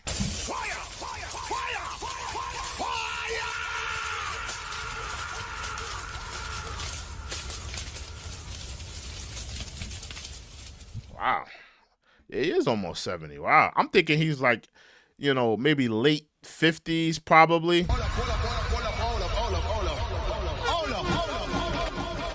Wow.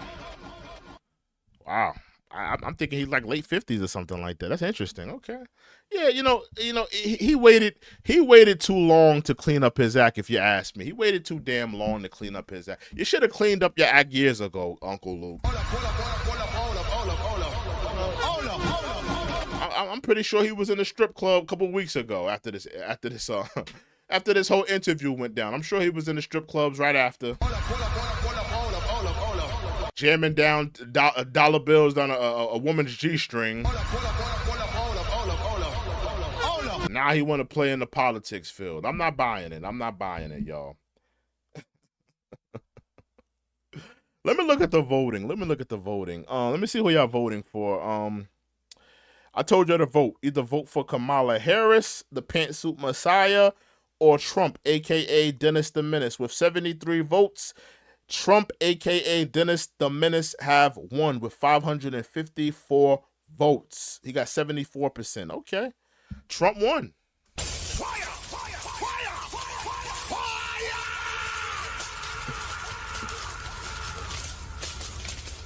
I put my reading glasses on. Put my stunner shade. Put my reading glasses on. Somebody said Luke is an old trick. He is an old trick. There ain't no way around that. He is an old trick. There's no way around that. He's not fighting those charges. He's definitely an old trick. But with that being said, y'all, listen, man. We got a lot to get to. Election season is upon us. The next big event should be what's the next big event? It should be the debate, right? The debate should be coming up very soon.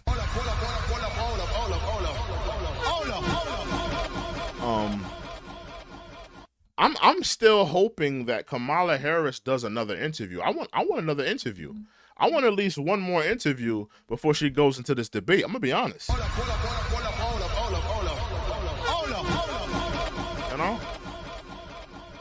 I want her to get slipped up and jammed up in another interview. I cannot wait for it.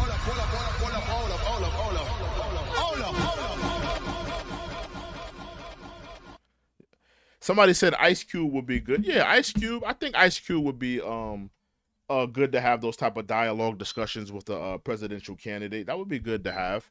If this is your first time here, make sure you like this channel. Make sure you like this video. Make sure you subscribe to this channel. We're going to have more informative discussions. More talks about politics. More talks about the pantsuit messiah. more talks about Dennis the Menace.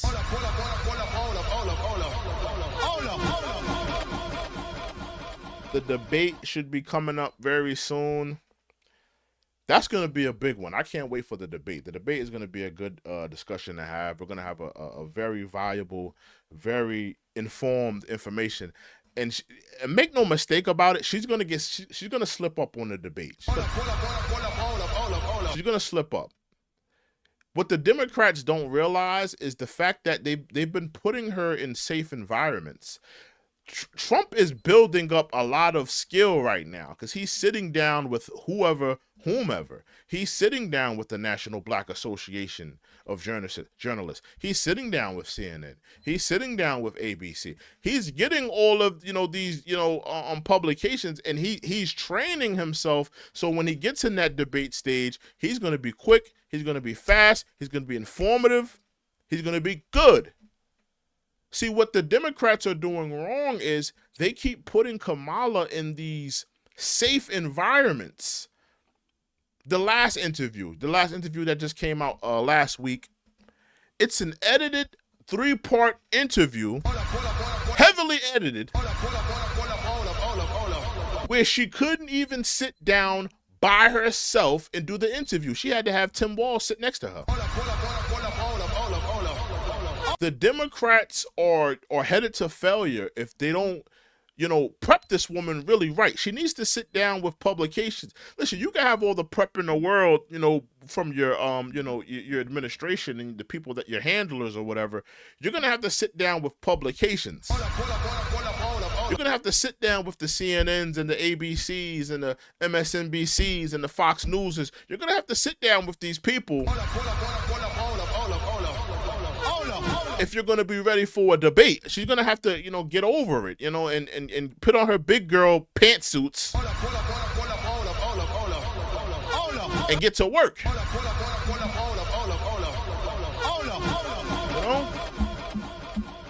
Because, Donald Trump is not going to take it easy on her. He's not going to take it easy on her, and I don't think he should.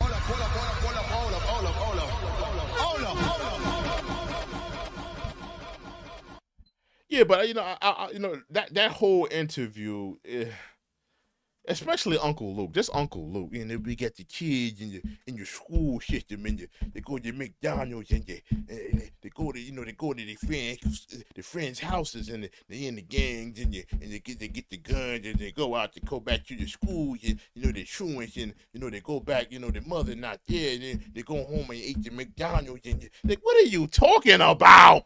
Oh my God! It was giving me a headache. It was giving me a headache. It was giving me a headache.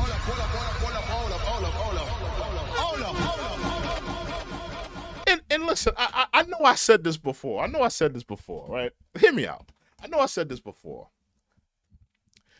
But why do the Democrats keep doing that? Why do they continue to find, I'm talking about the Democrats here. Why do they continue to find the most uneducated, most unintelligent, ill-informed, most disinformed people that they can find to have an articulate conversation about what's affecting black people? Why do they continue to do that? Why do the Democrats continue to do that? Fire! Fire! Fire! Fire!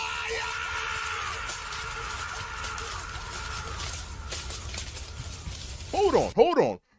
Do you remember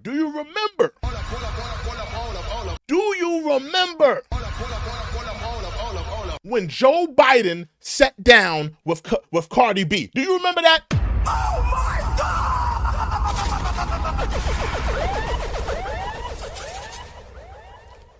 Do you remember that? Do you remember when he chose? He could have talked to Cornel West, Dr. Umar, like Charlotte, like Sinclair said, the lesser charged God, Leonard. She could have sat down with he could have sat down with any of these people. He chose to sit down with Cardi B.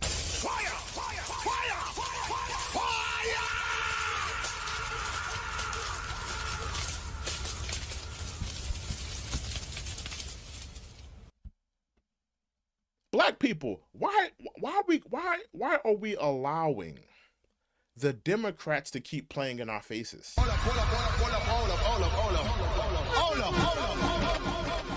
When Meg Thee Stallion is on that campaign stage shaking a little doodle maker, the Democrats are playing in your faces.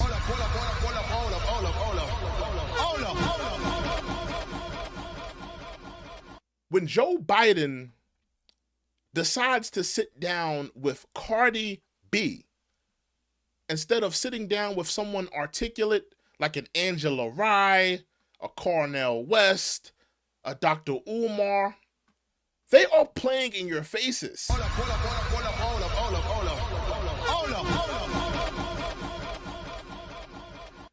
When Kamala Harris decides to sit down with an Uncle Luke, no CNN, I'm not going to talk to you.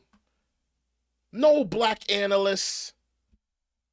No educated black analyst. No educated black person that wants to ask me tough questions, that's informed on what's going on and what's happening. I'm not going to sit down with you. I'm going to sit down with Uncle Luke.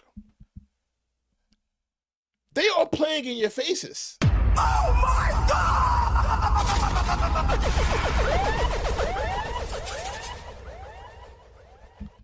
I mean, at a certain point, I feel like we just got to wake up. We really have to. We really have to.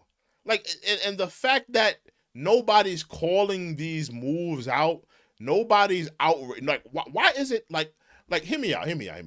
When we see Joe Biden sit down with a Cardi B, why isn't there a public outrage?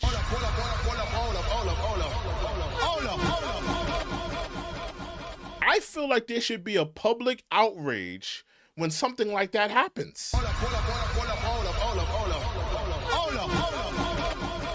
All of the educated black people in our community, I just named some of them, the Angela Ryes, the Cornel, I'm gonna even throw Don Lemon in there. I'm gonna throw in some Democratic bootlickers in there. To sit down and have an informed conversation about blackness. You choose to sit down with Uncle Luke, Mr. Doodle Brown himself? Fire! Fire! Fire!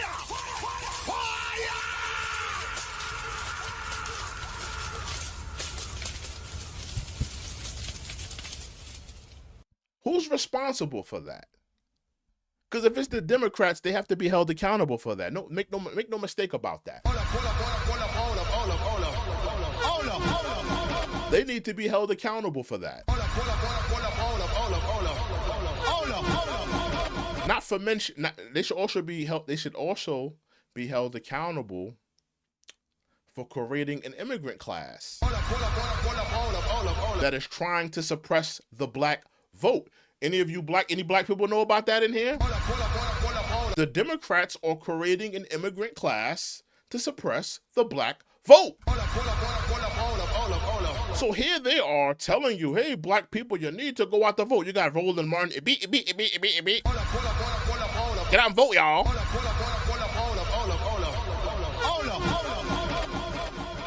You got all the Democratic bootlickers, the biscuit eaters, going out there telling you to vote. Black people, you better go out there and vote. You know, your ancestors, they fought for you to vote. You better vote. You better vote. You better vote.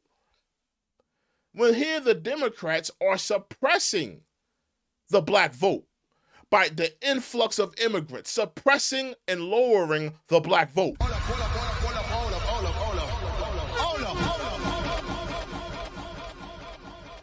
These people are not our friends. The Democrats are not our friends. They are not here to help us. They are here to harm us. And listen, I'm not no Republican. I'm not no conservative. I don't rock with the conservative party. I'm not now I am a registered Republican. I will admit to that. I've never voted Republican though. I am a registered Republican though. I've never voted Republican though. Just telling you the truth.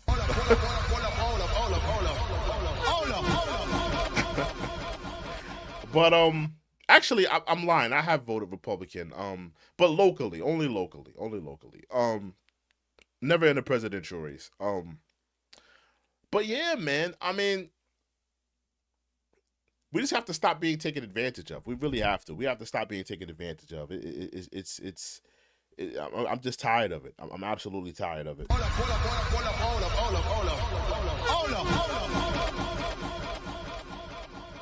You know, absolutely tired of it.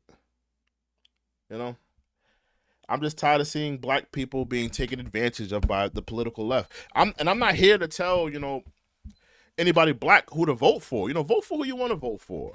But I mean, for you to be black and support the Democrats and not call them out on all the race baiting, or the suppression of the black vote, all them trying to replace black voters with immigrant voters, all of the docile neglect to the black community that they've done, all the money that they've stolen from the black community, all of the Planned Parenthoods that they've put in our communities, all of the divesting that they've done in our communities. I mean, it's not like black people are voting for the conservatives and they're the ones doing this. Or we're voting for the Republicans and they're the ones doing this. These are the Democrats doing this to us.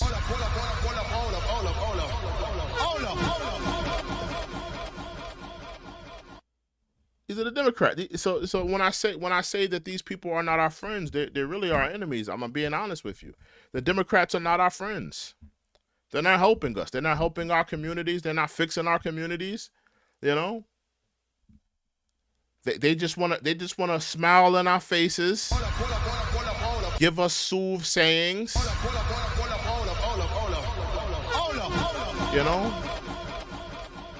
give us a little bit of tokenism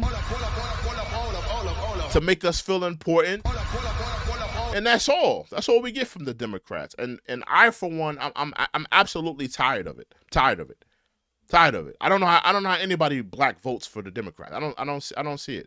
It's all the benign neglect, all the disrespect that they show in our faces, all the entertainers that they use. It's disgusting. It's disgusting. But with that being said, listen, guys, it's been real. I want to give a shout out to Sinclair for holding me down. Salute to Sinclair for holding me down tonight.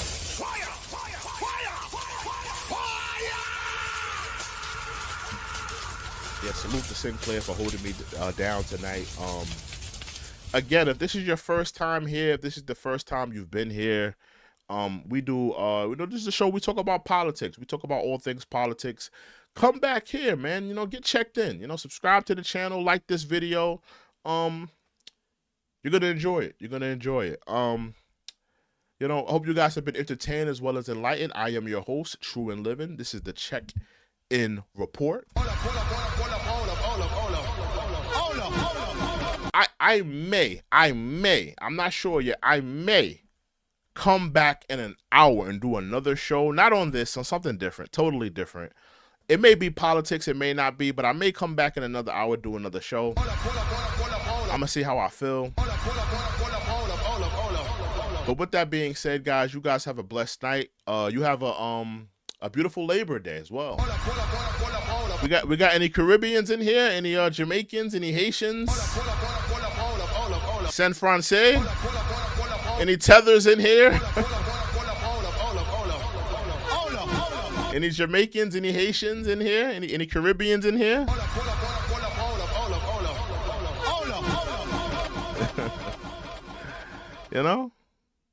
Yeah, man.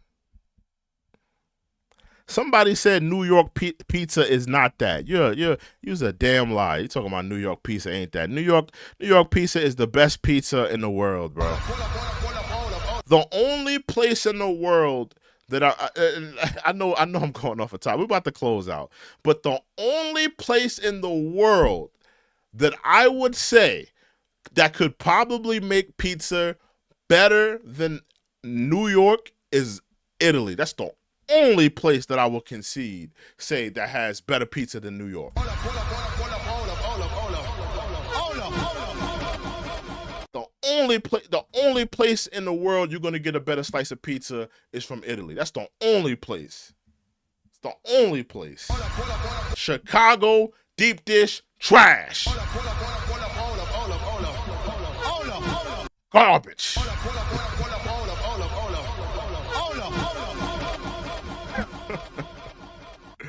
But with that being said, guys, y'all have a good night, though, man. Make sure y'all like, comment, subscribe, man. I'll see you guys another live. We are out. We out, y'all. Peace.